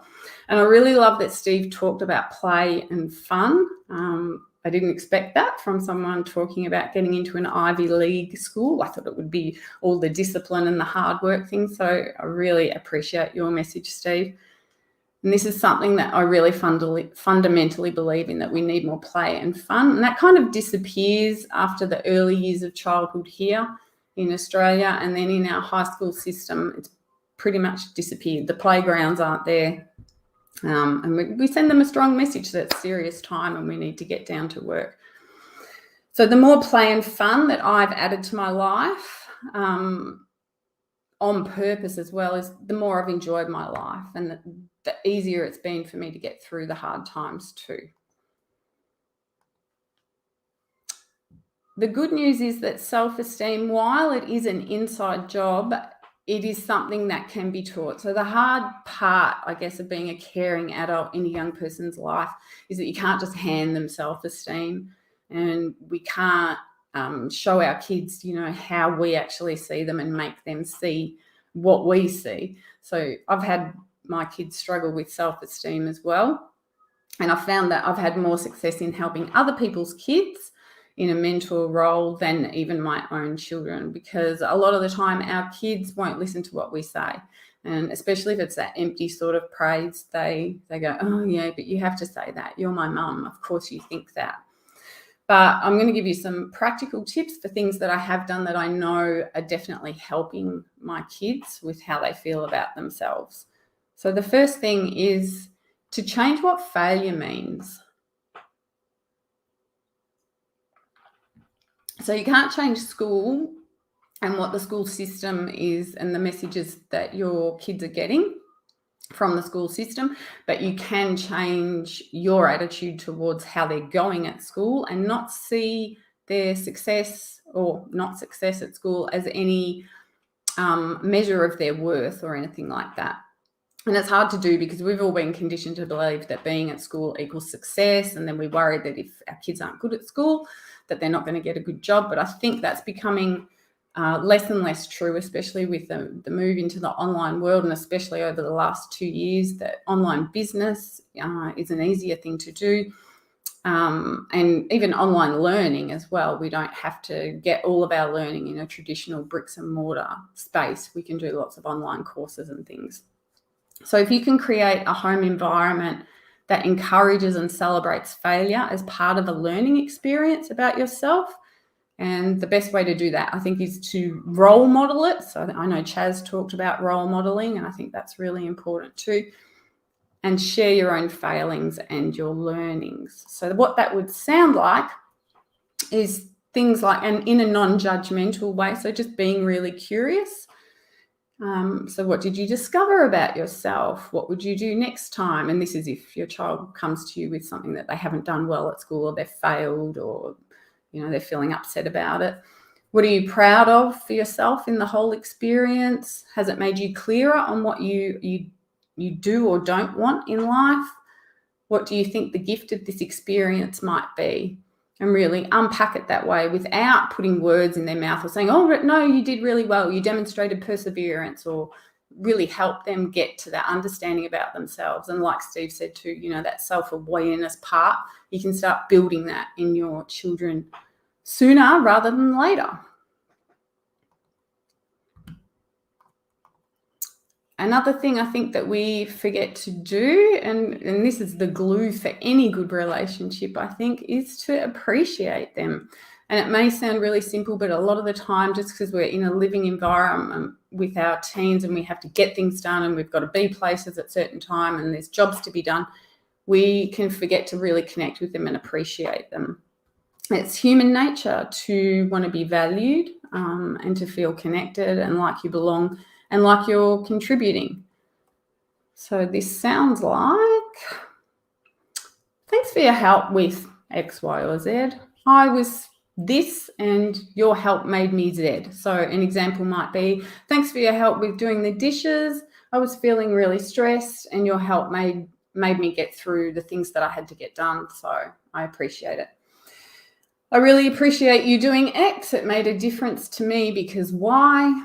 And thank you for saying that. I was feeling and, talking about your emotions in that way and how they're impacting that can also be a really positive thing for our young people to know that, they make a difference in our lives. The other practical tip is to ask questions. So, no one likes being told what to do, especially a teen. I don't know if you've noticed that or not. And Mr. Chaz talked about this too, often that we want to, and it's not just a masculine thing either, it's something that I want to do. We don't like to see people suffering, so we want to fix things for them. So we jump into problem solving or offering advice or saying something like, do this. And it's actually a bit judgmental. It's making a judgment on what they should do. And no one likes that word should. So asking questions again and directing them to do the internal work of getting to know and love and trust themselves. And I think when you ask a young person a question, you're saying to them, I have confidence in you and I believe that you can work this out. So this would sound like, how do you feel about it? What are you thinking that you might do? Have you been in a situation like this before? Can I help with anything? So still offer help, and see if they take up that that offer or not. It also communicates with them that you trust them and have confidence in them, and that's a self-esteem building exercise in itself. And then finally, role modeling. So like Dr. Chaz said earlier on, using your own experiences as a learning story is a really effective way to do this. And it shows that we are works in progress, that adults aren't at the end of, finding out who they are, that it's constant. You're continually growing. There's nothing fixed and set in stone. You're not just how you are, and that's the end of the story. And if you communicate with your teen about your own personal growth, you're demonstrating that this work is never done and that change is always possible. There's possibility. So this would sound like something like, today I was really proud of myself because of this. Or I learned a hard lesson today and I realised, and then something that you realised. I've been working on getting better at X. I took a backward step today, but I was kind to myself and said, it's okay, look at how far you've come. So a lot of this stuff I do around the dinner table with my kids, and I get them to share. The final thing you can do is give them exposure to personal development, and whether that be connecting them with a youth mentor and someone who can give them a positive experience outside of school, which might not be so positive. Enroll them in programs that explore these kind of skills, and there's lots of those online now or in person in your local area, and also following YouTubers and Instagram accounts that that do go through this sort of content. I've put together those little tips in that free resource there, Help Your Team with Self-Esteem, so you can download that on my website. And get yourself added to my email list, and I send out emails to people each week, people who are on my list, with helpful tips and hints, all about practical stuff about helping our teens, as well as updates on any courses that I'm offering. So I'd love for you to join my community. And yeah, I really do want to just say thank you for being here and caring about the young people, because I think if the earlier that we do this work, the better Earth is going to become, the more beautiful a place it's going to be, more help and love and kindness and all of those sorts of things. So the sooner we do the work with our young people, the better. Thank you.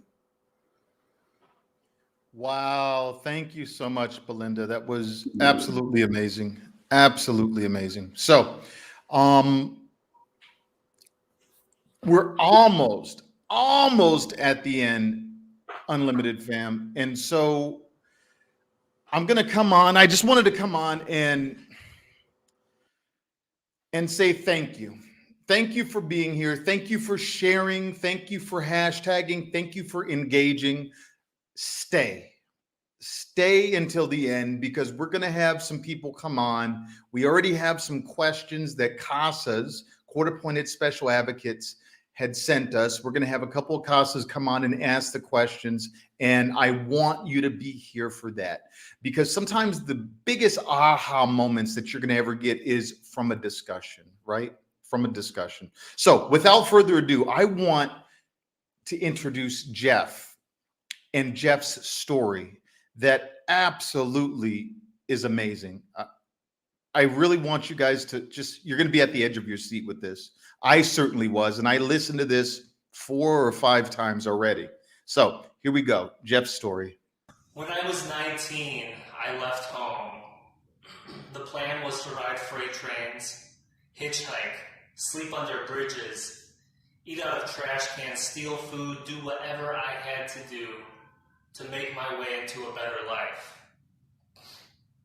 At first, I just thought it was a game, an adventure. And there I found myself, the summer of 2008, stuck in a cornfield in the middle of flash flooding in Iowa.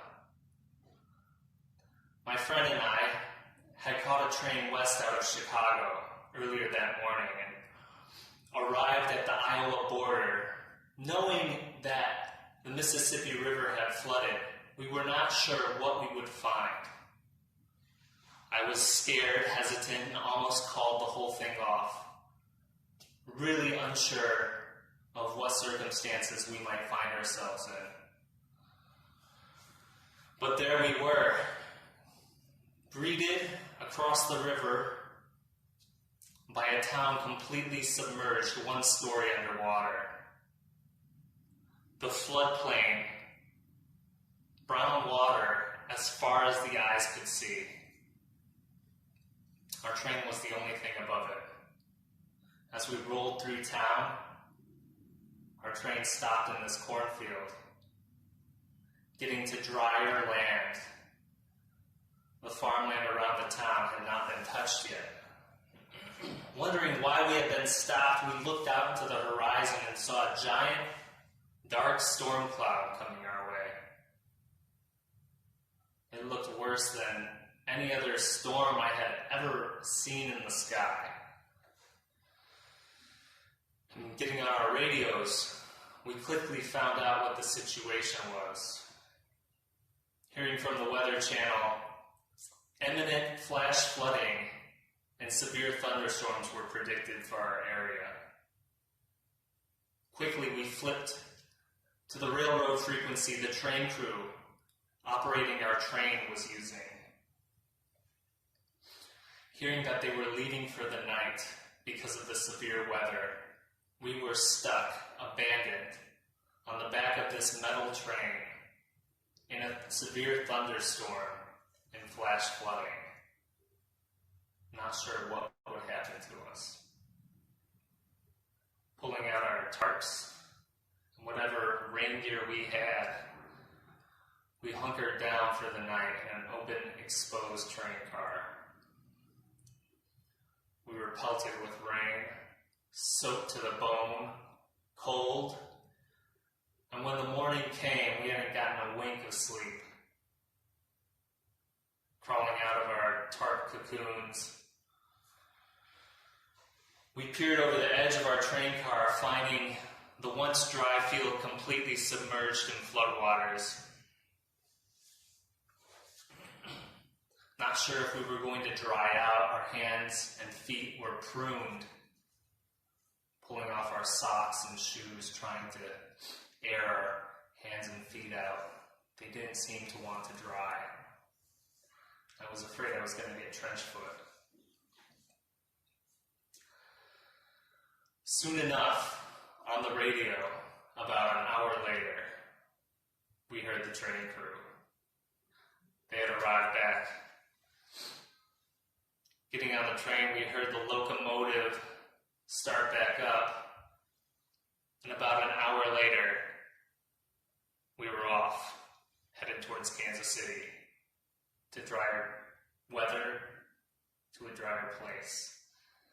And this summer would be much like this, all summer, going through the Mojave Desert, almost dying from heat exhaustion, running out of water, finding ourselves in dangerous situation after dangerous situation. I was running. It felt like I had been running my whole life. And many people have asked me, Jeff, didn't you choose this? But that was just the thing. While some part of me felt like I did, the part of me that wanted adventure, there was that other part of me that knew that something was just behind me. And if I stopped long enough and turned back, it would catch up. My whole life had been tumultuous up until this point, had been difficult. When I was in 4th grade, I was diagnosed with ADD. I was diagnosed as ADD, prescribed Ritalin, Concerta. I remember my mom shaking the pill bottle as I was getting ready for school one morning. I tried to be invisible. I tried to pretend like she couldn't see me. I tried to make myself small. I didn't want to take the pill. I didn't want to feel like I was the problem, even though my grades had been dropping, and I didn't know why. I just couldn't pay attention in school. Finally, coming around to the front of me, she had the pill in her hand, and as I began to cry, she attempted to push it into my mouth. I was so upset. I felt so violated.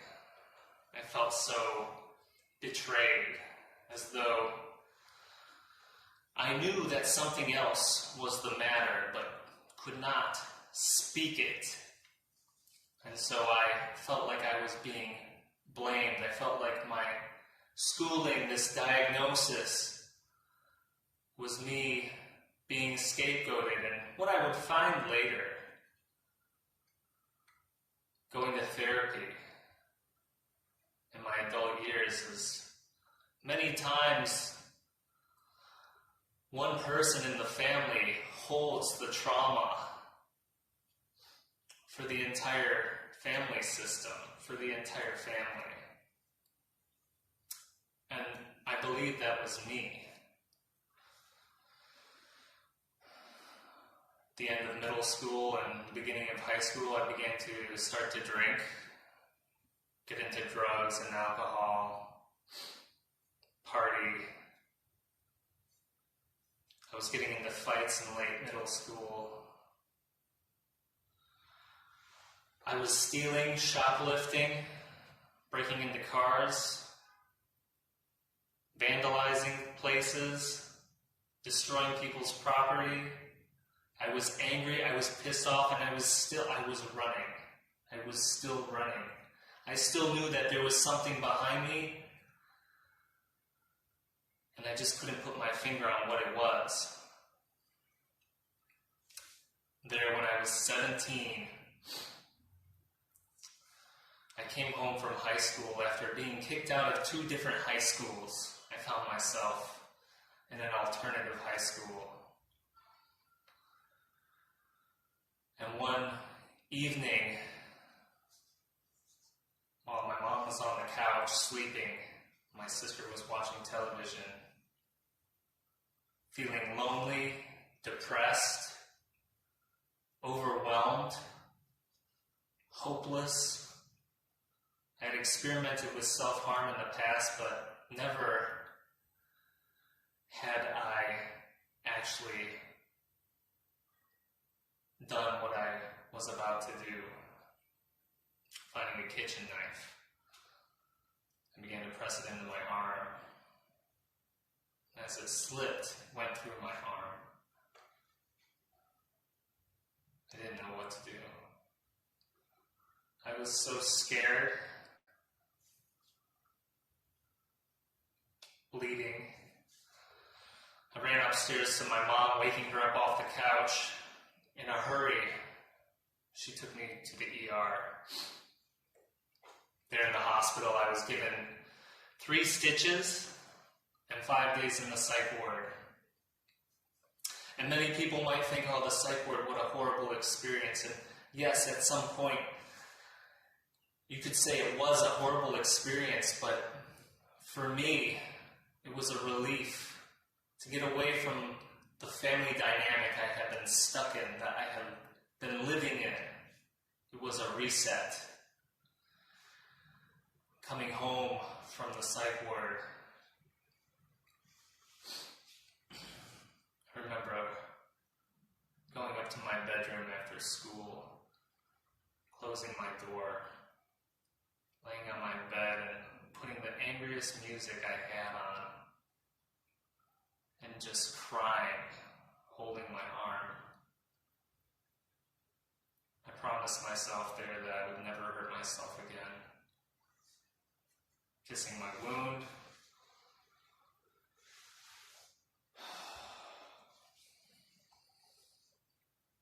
That was when I knew I had to leave. And so, there I found myself, after making it out of that cornfield, after making it through the Mojave into California, I found myself in another situation so similar to the one in my family.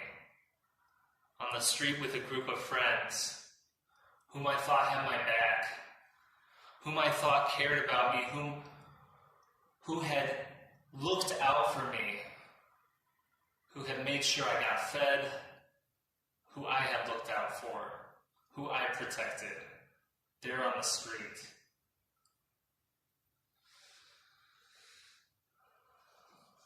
And once again, I felt betrayed.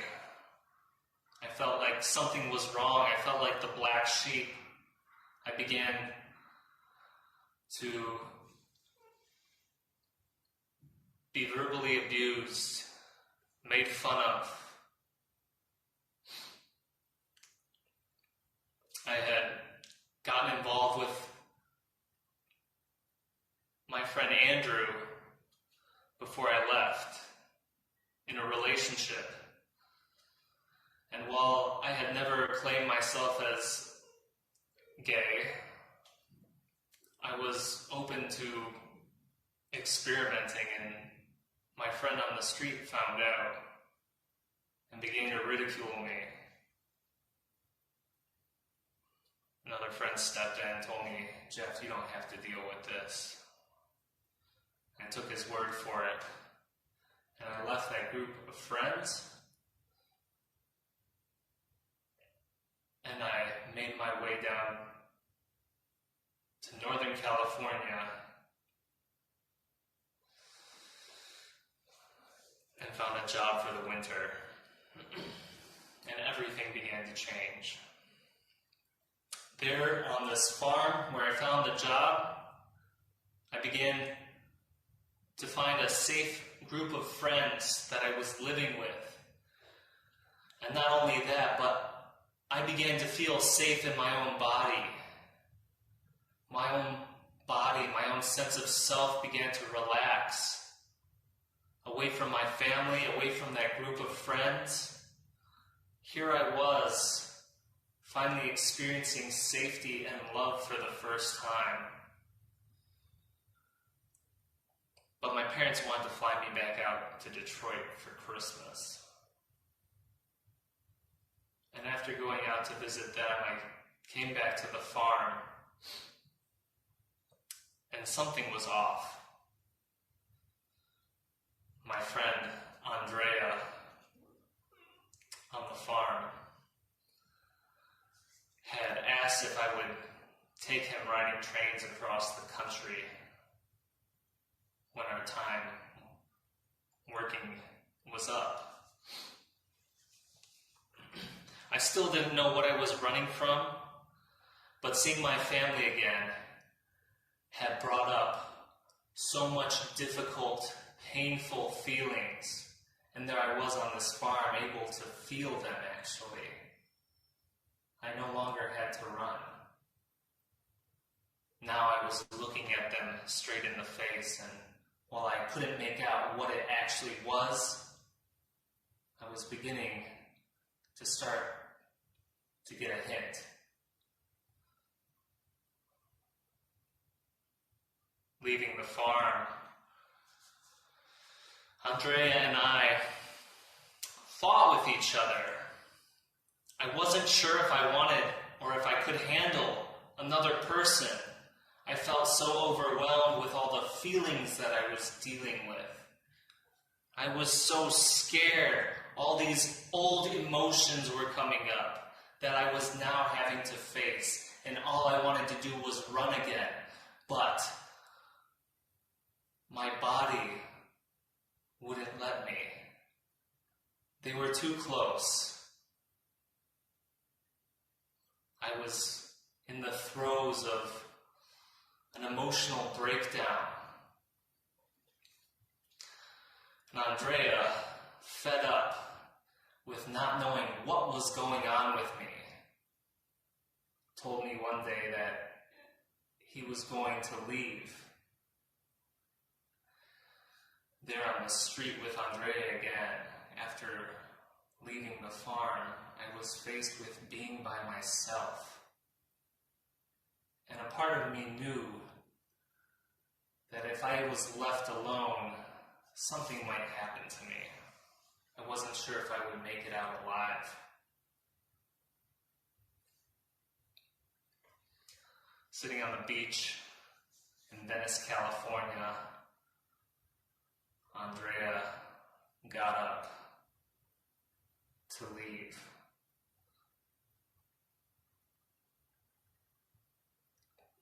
In that moment, I turned to him and said, "Wait."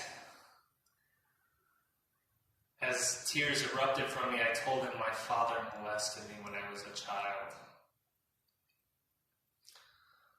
Turning around, he sat back down in front of me and waited.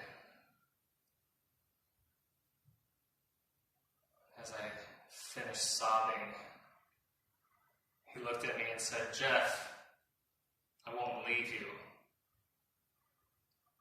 promising me he would make sure I found someplace safe before he went back to his home.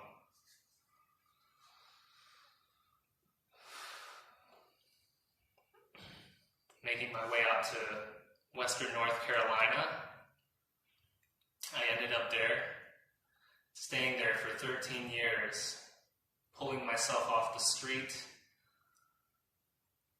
I got therapy.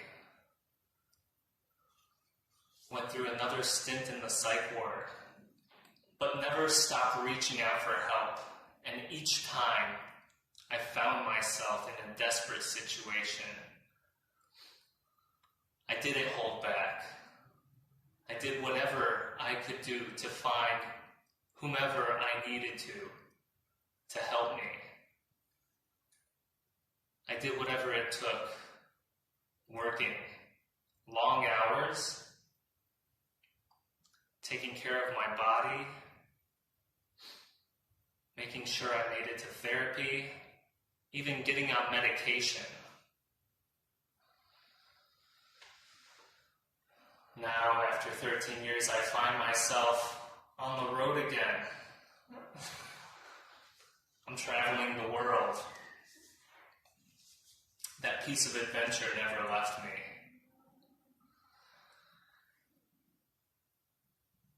And I'm so grateful for the journey that I've been on and that it took for me to find the love I needed to give myself in order to grow myself up, in order to heal, so I could finally get back and do what it is that I love to do, and know that I'm doing what I was put on this earth for, to help and talk to many of you all. I just want to say that whether you're a mentor or a student, give yourself the space to feel, and give your students the space to feel. Create the safety, create the container, and that is what will facilitate the change. Because none of us can change each other.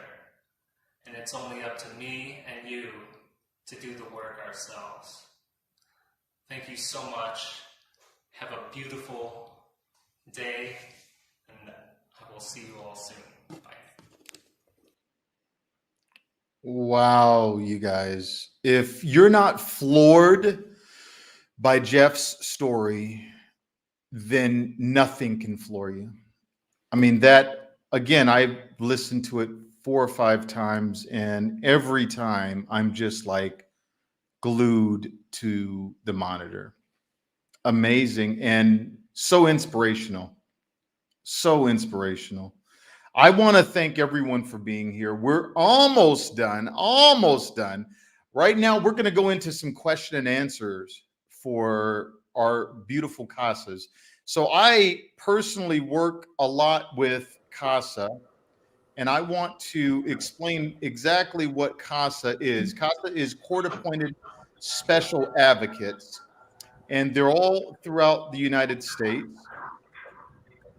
And they help young people that are in foster care by providing basically a mentor, someone that goes between the judge and the youth, and sometimes works with the parents and works with the staff of CASA. And these people that they have are all volunteers. These are people that decide that they want to come in and help young people the best they can. And I come in to CASA and provide speeches and training, and they buy my books, and obviously CASA has a special place in my heart because I'm alive due to my CASA.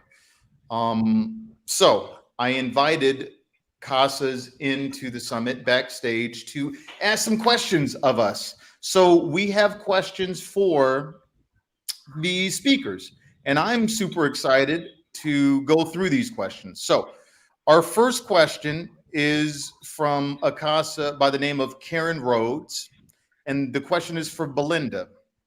And she says, when mentoring a teen, how involved should one become? So Belinda, what do you think? How involved should someone become when they're mentoring a teen? Yeah, I think that's one of those questions that it's like it's on a spectrum and there's no right or wrong. It's using your own intuition to relate to the teen and be guided by them as well. So how much they're giving, and gentle. I'm by nature a really loving and caring and nurturing person. So I love everyone I meet, and I find something beautiful in everyone. And I tell everybody that I love them. Like my barista, like, I love you. You make the best coffee. So I'm effusive. But if you're not that way, don't be that way. I think the most important thing is to develop a really authentic connection, and one where they feel safe and respected. And you can always just be asking that as well. I think too, it's important working with young people. As I sort of mentioned, I've had some trauma in my life, and there were times as an adult where I probably wasn't the best person to work with a young person because it was triggering my own trauma responses to things and things that I hadn't been actively working on. And it's really important that if you're working with a teen, that you can emotionally detach and that you don't become overcome with feelings of hopelessness and despair and for the experience that they're having as well. So to be really grounded in yourself, to be continuing doing the work on yourself so that you can provide a really safe, strong way to hold that teen in a way that it's not leaking into you and affecting you as well. I agree. I think that we should all be striving to be better tomorrow, and that's all we can do is strive to be better tomorrow. And when we inch towards our goals and celebrate every inch, it keeps us motivated to keep going.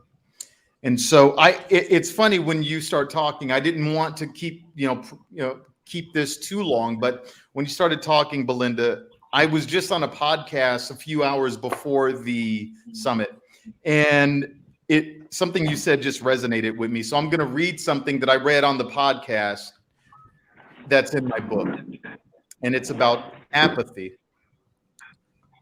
Apathy. Wow. Apathy is a horrible and dangerous mindset. It's worse than being or feeling negative. When you're apathetic, you don't care at all. It sets your mindset and emotions at zero. You get stuck in a very dark and lonely place and don't actually care. Another day is just another day. If you're working with anyone that seems apathetic, the one most significant thing you can do for him or her is to give them a reason to wake up, reasons to engage, a reason to live. And what you said really resonated with me because a lot of times we don't understand where the youth is at that time. We don't really take the time to figure out where that young person is emotionally, mentally, where they want to be. And I was apathetic after my mom died. So I lost my mom when I was about 13 years old, and I had no family after that. And I didn't care about anyone. So I didn't care if you said, I love you, I care about you, I want to see you succeed. I was like, whatever, like BS. My mom died, nobody's around. Why do I trust you? Right? Why do I trust I love you, Dave? And so I had two casas that couldn't connect with me actually. And the third one that I ended up having changed my life. And he's the reason why I joined the Air Force and served 24 years. So yeah, Belinda, a lot of times we have to make sure that we're at the same level as the youth that we're trying to impact. So let's move on to our second question from Leslie Griswold, I believe. How do I start a conversation with a 14-year-old male youth who doesn't seem to want to engage? 14 male doesn't want to engage, and that's for Mr. Chaz. Chaz, what do you think? Yeah, so starting to a lot of times, just understanding a lot of times, children, especially if you're working with children who've been through a lot of trauma, the response that they may have to you trying to connect or maybe to shut down. They might fight, they might run away, they might shut down, and that is them trying to protect themselves, and likely because they've been hurt in the past. And what we need to do, what we can strive to do, what we can try to do to help this child is to create a sense of safety for this child so that they feel safe to engage with us. Now, how do we do that? I would start with, and again, this is hard. This is kind of, I say it's more of a dance than a science, right? And it's, I would start with something that they're interested in and really maybe just observing them. And if you don't know anything about the child, or you don't know the teen or the person that you're talking to, have absolutely nothing about them. First of all, it's going to be harder to connect because you don't know anything about them. But something that you may try to do is to just notice, to just kind of use the skill of noticing something about them, noticing something in their body, something they're doing in their body, and what that's telling you, and to just and all a part of helping them just feel seen and understood. And it may take time, but something that's really important that we can't rush feelings. We can't rush someone feeling connected to us and feeling safe around us. So what's important is that we do need, sometimes it is not going to happen immediately. The first time that you meet this teen, this person, it's a pretty big expectation for them to immediately trust you. So earning that trust by showing that you really will listen without judgment. In that first time they do say something, they do speak up, and it might be something that shocks you. And you might have a reaction in your body. It might be something that triggers your own trauma. The thing to do in this moment, this very challenging, difficult thing to do in this moment, it's kind of I was talking about before, is to kind of regulate yourself in the moment, and maybe pause and listen without judgment. Don't even, when I say without judgment, a lot of people say like, oh, like, all right, don't say that they're bad. But like, that's also the good judgments too. Just without judgment, not good, not bad, just listen and reflect back what you hear, what they're saying, so you can get understanding. Let them know that you hear them, and that's what I would say. It might start off with noticing something in their body, like it just what you see. As they engage, resist the urge to overreact, and just reflect back what you hear without judgment. I love it. I love it. I'm gonna. Something you said reminded me of my casa, Ron Barnick, the one that made a profound impact in my life.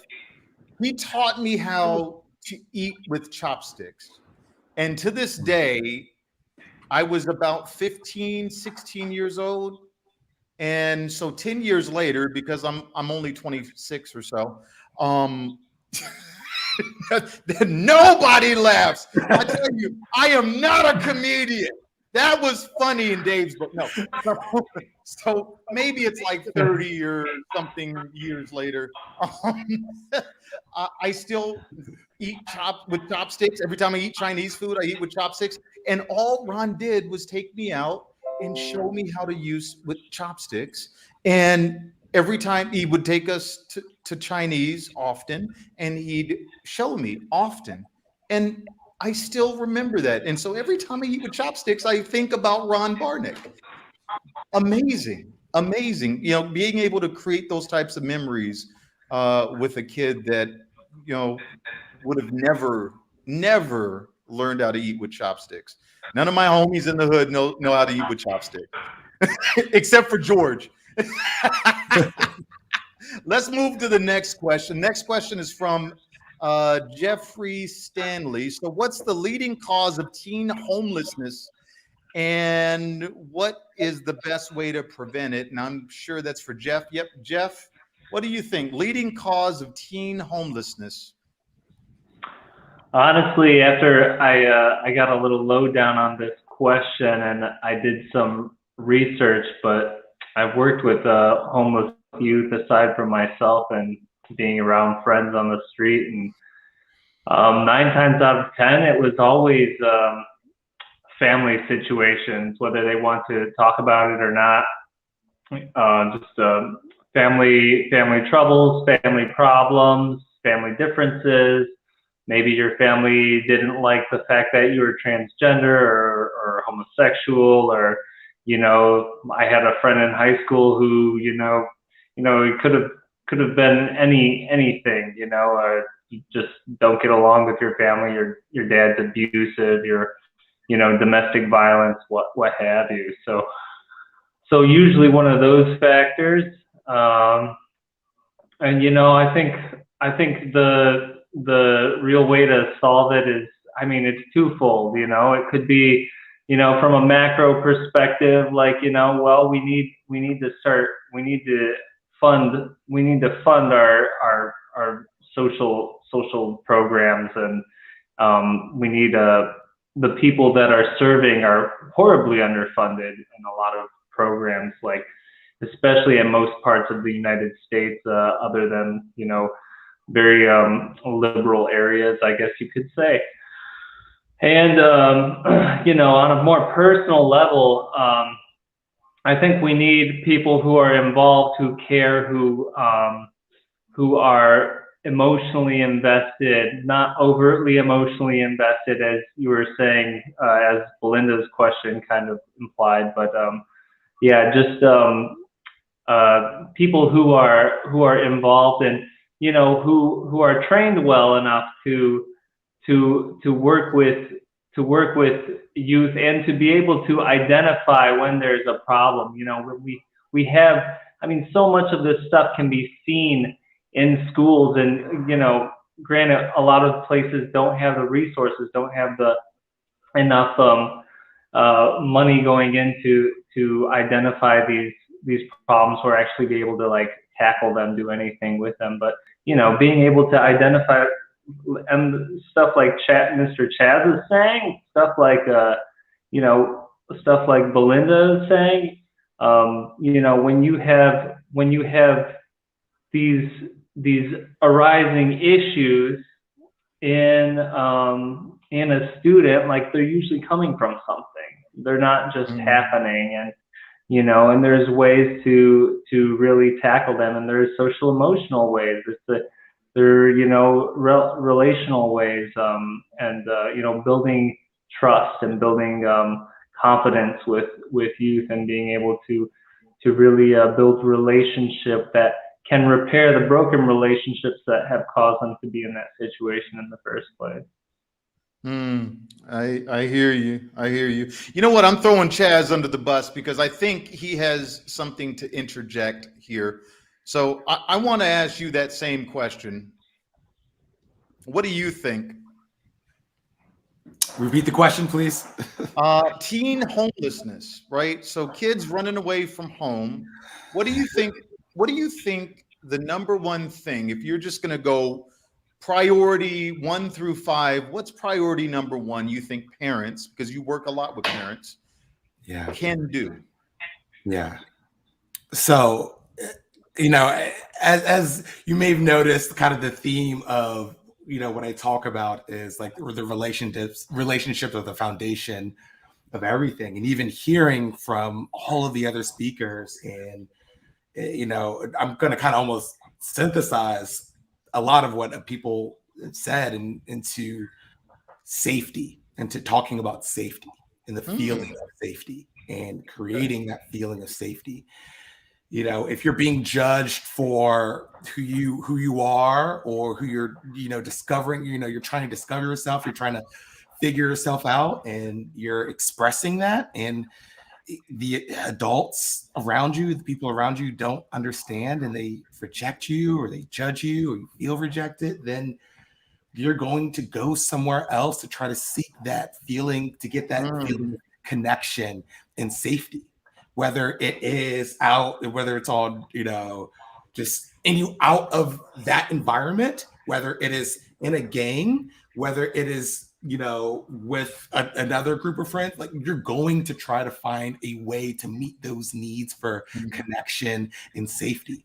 And so if we're not able to teach children how to, you know, if we're not able to help them meet their needs and teach them how to meet their needs, and provide that environment for them, then the normal thing to do, the instinctive thing to do, is for them to go out and seek it and try to find it somewhere else. And often those aren't the best environments. Those aren't the places that we would prefer them to be, like a game, right? So that is what I would say to that answer. We all have a biological need for acceptance, to belong, to be in a group, and they're going to feel that biological need one way or another. Great answer, both Jeff and Chaz. Thank you. All right, so moving on to our fourth question. So Mr. Moore, Mr. Moore, you are the program director for Voices of Children in San Diego, is that right? That's correct. Chief Program Officer for Voices for Children in San Diego County. Awesome. So please, I won't put the slide up. Go on and ask me your question. You know, and I feel like, gosh, I've picked up so many nuggets from each speaker that we've had today. I almost feel like I wish I could rewrite the question now that we're past the summit part. But if there was one specific domain or one specific area of focus for our transitional age youth, our youth that are going to be aging out of the foster care systems or probation system, and there was one area where you feel we could really strengthen, and after hearing from Mr. Chaz just a minute ago, I have a feeling that answer might be relationships. But where should that focus lie? Because there are so many domains and there are so many needs and areas of focus. Yeah. So I'm really glad that you asked that question, and I hope the world sees this answer, because we have over 400,000 youth in foster care alone. And of those 400,000, we have about 20,000 that age out. And so they age out between 17 and 19, somewhere around there, depending on if they've graduated from school, if they're in a forever family, blah, blah, blah. But we have about 20,000 youth that age out of the system. And as we all know, when you age out of the system, you get a $50,000 check from the state, from the government, and housing, and a job. I'm lying about all three. You don't get 50,000. You get nothing. You get a shoe in your butt. You don't get a job. you get nothing. And so you're left to fend for your life, literally. So here a young person is fending for their lives. They have pretty much no skills, right? We don't set them up with a lot of skills to go out and gain employment. And we also don't teach them how to balance a checkbook, how to live within their means, how to have healthy relationships, how to ... Everything that good, healthy parenting does, that's out the door. And that doesn't matter at this point, right? So we know that these are deficits with the 20,000 kids every year that are going to transition out of care. We know that a majority of them, I won't say all because there are great foster parents out there, but a majority of them are alone, and that's it. And there are programs to help at-risk youth or youth aging out. I actually was the vice president for the board of directors for $1 Million nonprofit in Colorado. And that's exactly what we did. We had an apartment complex. We had work, employment opportunities. We had trade skills. We had all kinds of stuff. We partnered with different people in the area. And so my answer would be that things like that, programs like that, need to be taken advantage of and need to be more plentiful. But even bigger than that, we have to provide these youth that are going to be aging out a lot before they age out. A lot of love, a lot of skills, a lot of mentoring, a person that they think is amazing that they can go to. Maybe it's not their foster parent, maybe it's not their CASA, maybe it's a teacher, but there's a lot that we have to provide these young people, because from a pure economic standpoint, right, they become a burden on society. The end. And we spend more. I don't understand why people that are making legislation and funding nonprofits and programs like CASA don't get this, but when you have nothing, you're going to turn to something, right? And so they are left to fend for themselves. They often turn to a life of crime, and then they end up incarcerated into prisons and jails, which it costs far more to help someone stay in a cell than it does to help them stay out of a cell. So that's not a direct answer, but it's so multifaceted. It's so multifaceted. And I mean, just looking at the numbers, we in the United States don't have it right, you know, and thank God for programs like CASA. Thank God for other nonprofits. I'm going to be going to the States. I'm in Greece, just so you guys know. I'm retired in Greece, and I'm going to be coming to the States to speak at the Felix organization in July, who run I don't know if you guys know who Run DMC, but Daryl of Run DMC has this organization called the Felix organization. I'm going to be coming to do just some training and speaking at the summer camps. And I'm just delighted to do that because I know that some of these young people are going to get a lot out of that, right? A lot. And so I think we need to invest a lot more into giving them some tools and some hope and some motivation. I hope that answers your question, Mr. Moore.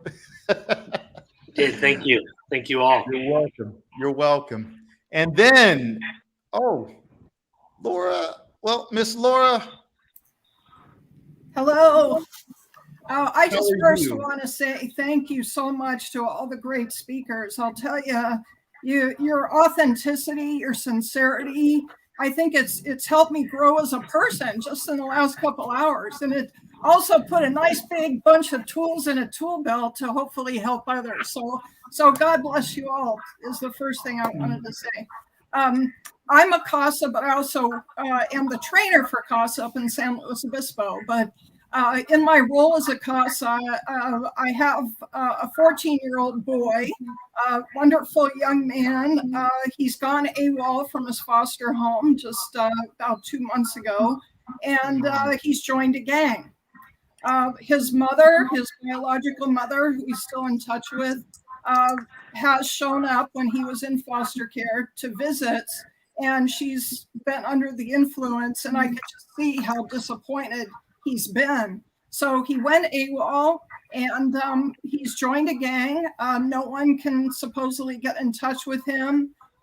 He's never had that sense of family, you know, where he feels safe and he feels loved and appreciated.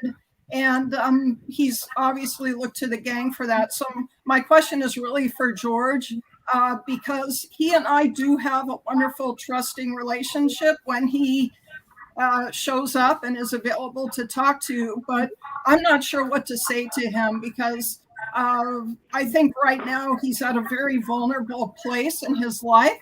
And so I just wondered what you could suggest that I do or say or intervene in whatever kind of way, because he's a wonderful young man and I care a lot about him. That gave me the goosebumps. So first and foremost, I think it's very important that part of what I'm pushing as well is not to bash these kids that are choosing that gang life. Once you bash a kid that has chosen to whether be around a gang or join a gang, right off the bat, you're excluded. You're excluded from anything that he's going to pay attention to. Secondly, I think patience is a big part as well, and patience of understanding not really why he joined the gang, because we all know why. Maybe he just hasn't realized why yet, which I'm sure he hasn't. I think it's just important to keep loving him, you know, keep doing what you're doing. Don't stop what you're doing. It's just going to take patience and a lot of prayer, because you know, unfortunately, these kids at the age of 14, like I did, I thought I knew how to figure it out, and I thought I knew what I was doing. My mom, I think, made a bad choice by saying, "You're ending up just to be like just like your dad. Maybe you should go with him." You know, that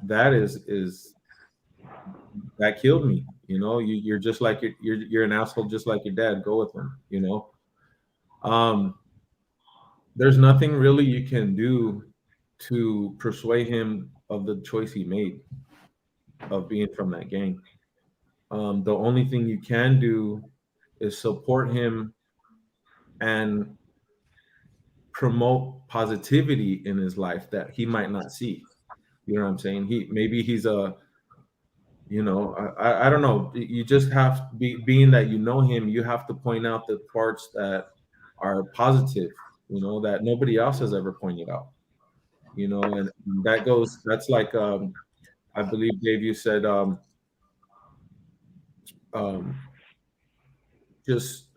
sorry, I think Chaz said it about, I forgot. But in other words, it's just there's so many things going in my mind right now because I put myself in that situation of that 14-year-old, you know.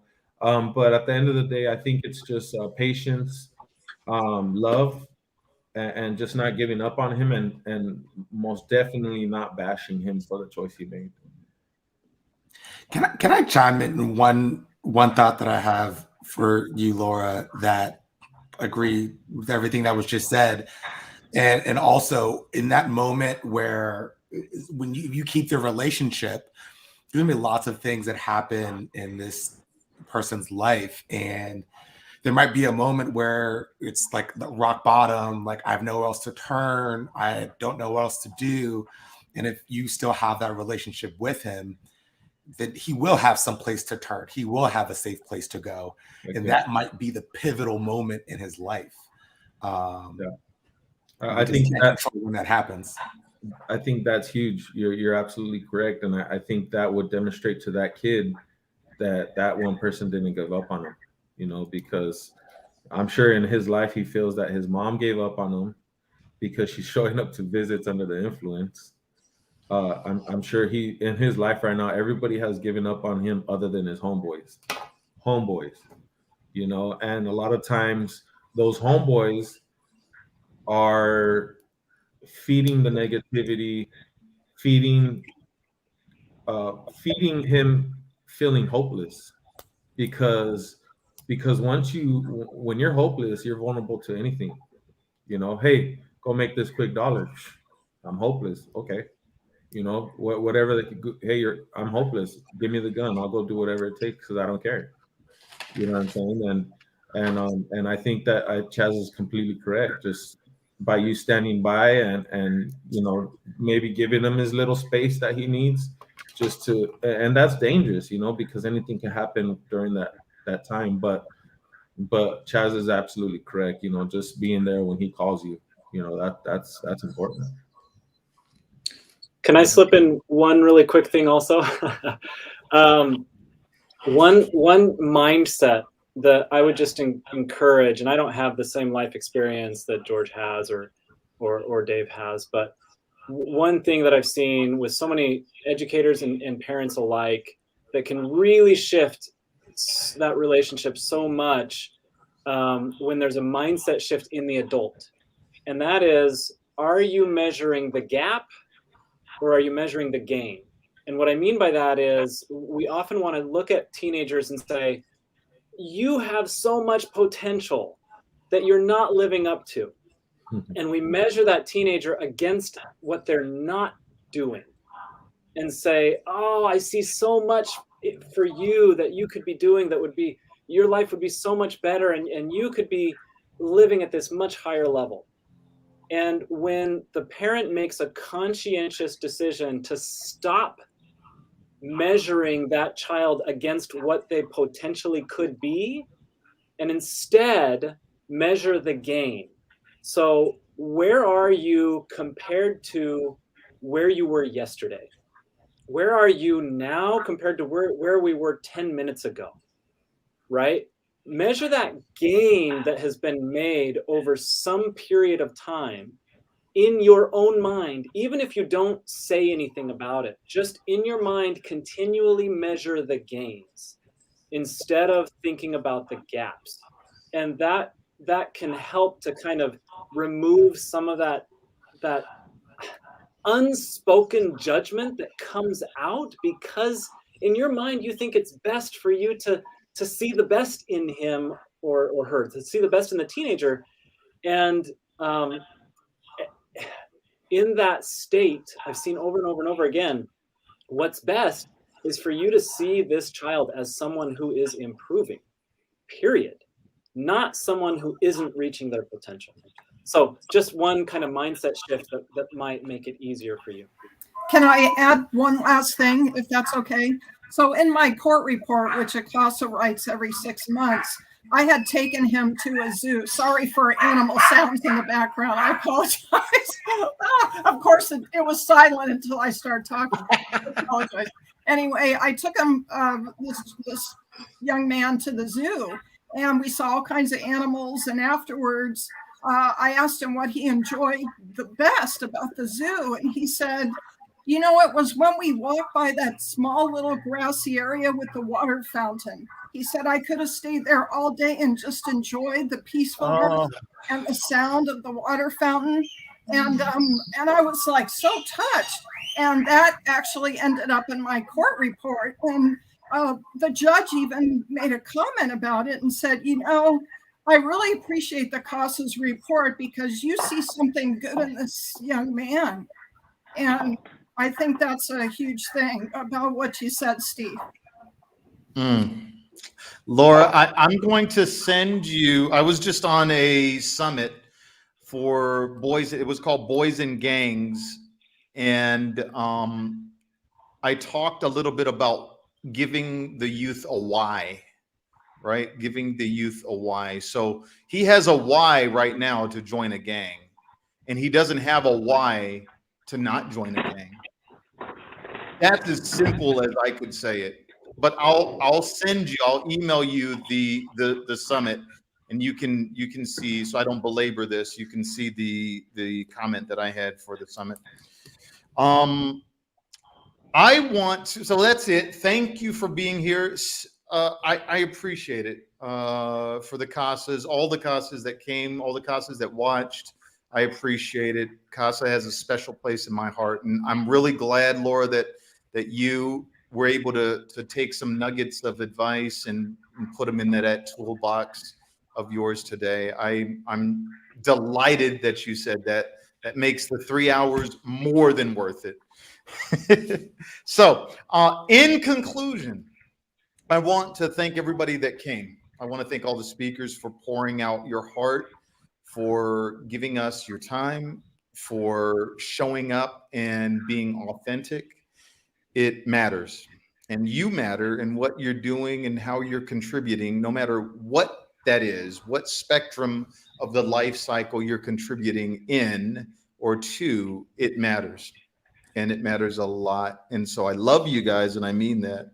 Hopefully we form friendships. Hopefully we continue to support and encourage each other and make the world a little bit better tomorrow and the next day and the next day. So with that, without further ado, we'll go on and end the 4th Mentoring and Parenting Teens Summit. The next summit, we actually have a lineup that's super incredible already. And we just confirmed a really big star that actually works with Tony Robbins. Tony Robbins invites him on to his stage every year. So I'm pretty excited about that.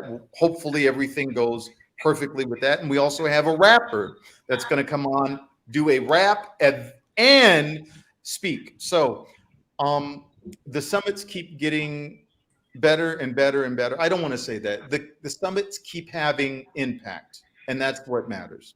That's right. The end. I don't want to say better, impact. So I want to also encourage everybody to make sure you go on the summit website, follow the speakers, engage with the speakers.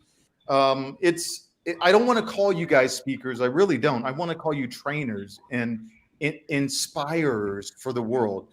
You're not just speaking, you're inspiring and you're teaching. And so that's what you guys are. I'll have to come up with a new word, inspire teachers or something. But you guys have really brought it.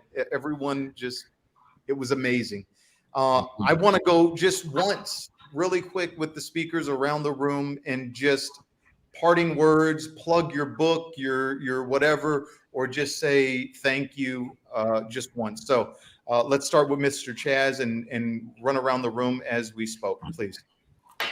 You can find me on Instagram, TikTok, Facebook, and all podcasting platforms. I do one-on-one coaching. Just type in Mr. Chaz it's MrChazz, and you'll find me on those platforms. And my podcast is called Mr. Chazz's Leadership, Parenting, and Teaching Podcast.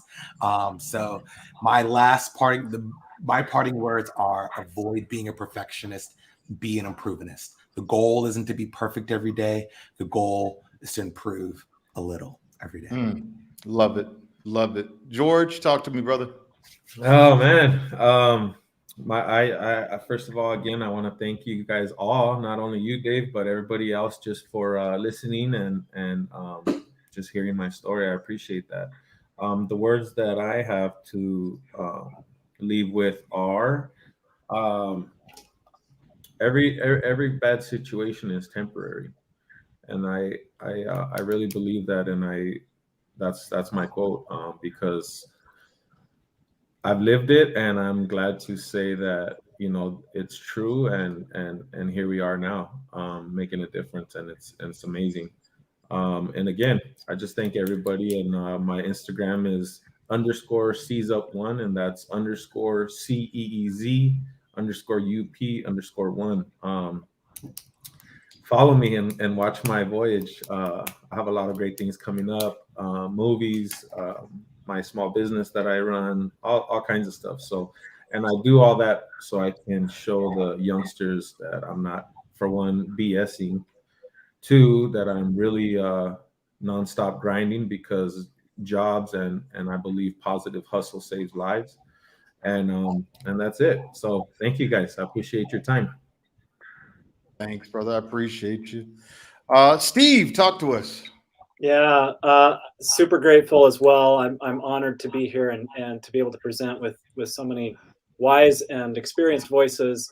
For those who do want to learn more about personal development in teens and how to support teens, in particular teens who want to kind of be ambitious and get into top tier universities, my podcast, the Ivy League Prep Academy podcast, the kind of mini URL for that is TILC, which stands for the Ivy League Challenge.to.podcasts.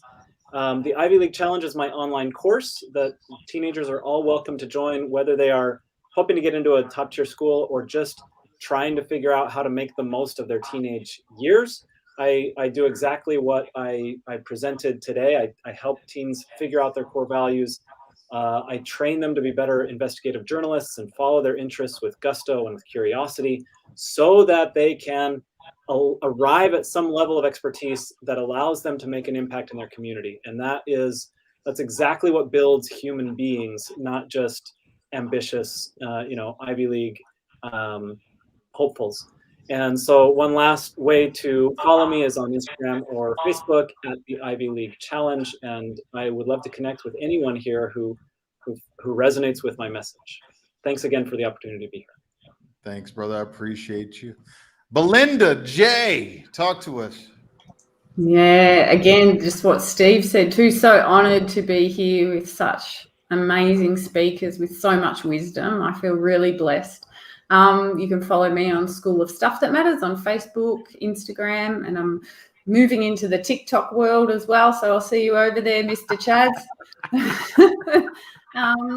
Yeah, my final message is just let's teach young people the stuff that matters and do it now, not later, not after crisis, before. Yeah. Thank you. Yeah. Thanks, Belinda. Jeff.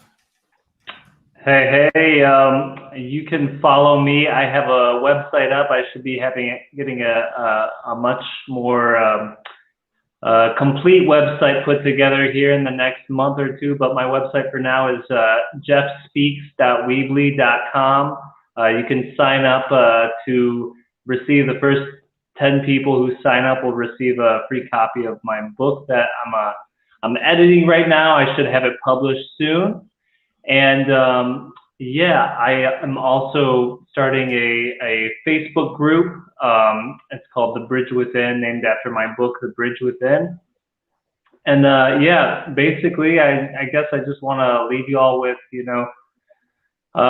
create space, create space for yourself, create space to prioritize yourself, your own healing, your own self-care. If you're so busy running towards some idea that you have for yourself, you're so busy running from something, you so often in our society right now, we don't create the space to just to listen, to create the space to listen to what we actually need in the moment. So yeah, let that be your guiding light. That's all I have to say. I love it. Thanks, brother. I'll do a quick plug. I'm offering 25% off of my mentoring training program for adults. And that's my book. You can get that at whyme.world. And I will leave two parting words. One is young people are killing themselves, committing suicide younger than they ever have before. Let me say that in a different way. Our kids, instead of being depressed and wanting to end their lives at 16 or 17, are thinking that way at 10 and 11 years old. If that is not a statistic that doesn't scare the crap out of you, nothing will. Action is the only thing that makes any difference in this world. I don't care if it's an inch of action or a mile of action, but something has to change. So please don't watch a 3-hour summit and not take action. The end. You've been given so much over the last 3 hours by some people that love and care about you. Please take that, like Laura is going to do, put it in your toolbox and use it. If you need to use it for yourself, if you need to use it for your kids, the kids that you're mentoring, your neighbor's kids, your niece, your nephew, I don't care, but use it, please. Otherwise, we're all just wasting our time. And that statistic of a 10-year-old girl killing herself because she's depressed or bullied or feels alone is going to be a 9-year-old, an 8-year-old, a 7-year-old. The end. Statistics, when done right, don't lie. So with that, I want to say thank you to all the speakers. Thank you to the CASAs. Thank you to everyone for being here. Our next summit is going to be in March. Look out for the date. I love you guys. And as I always say, peace. Bye, guys. Peace.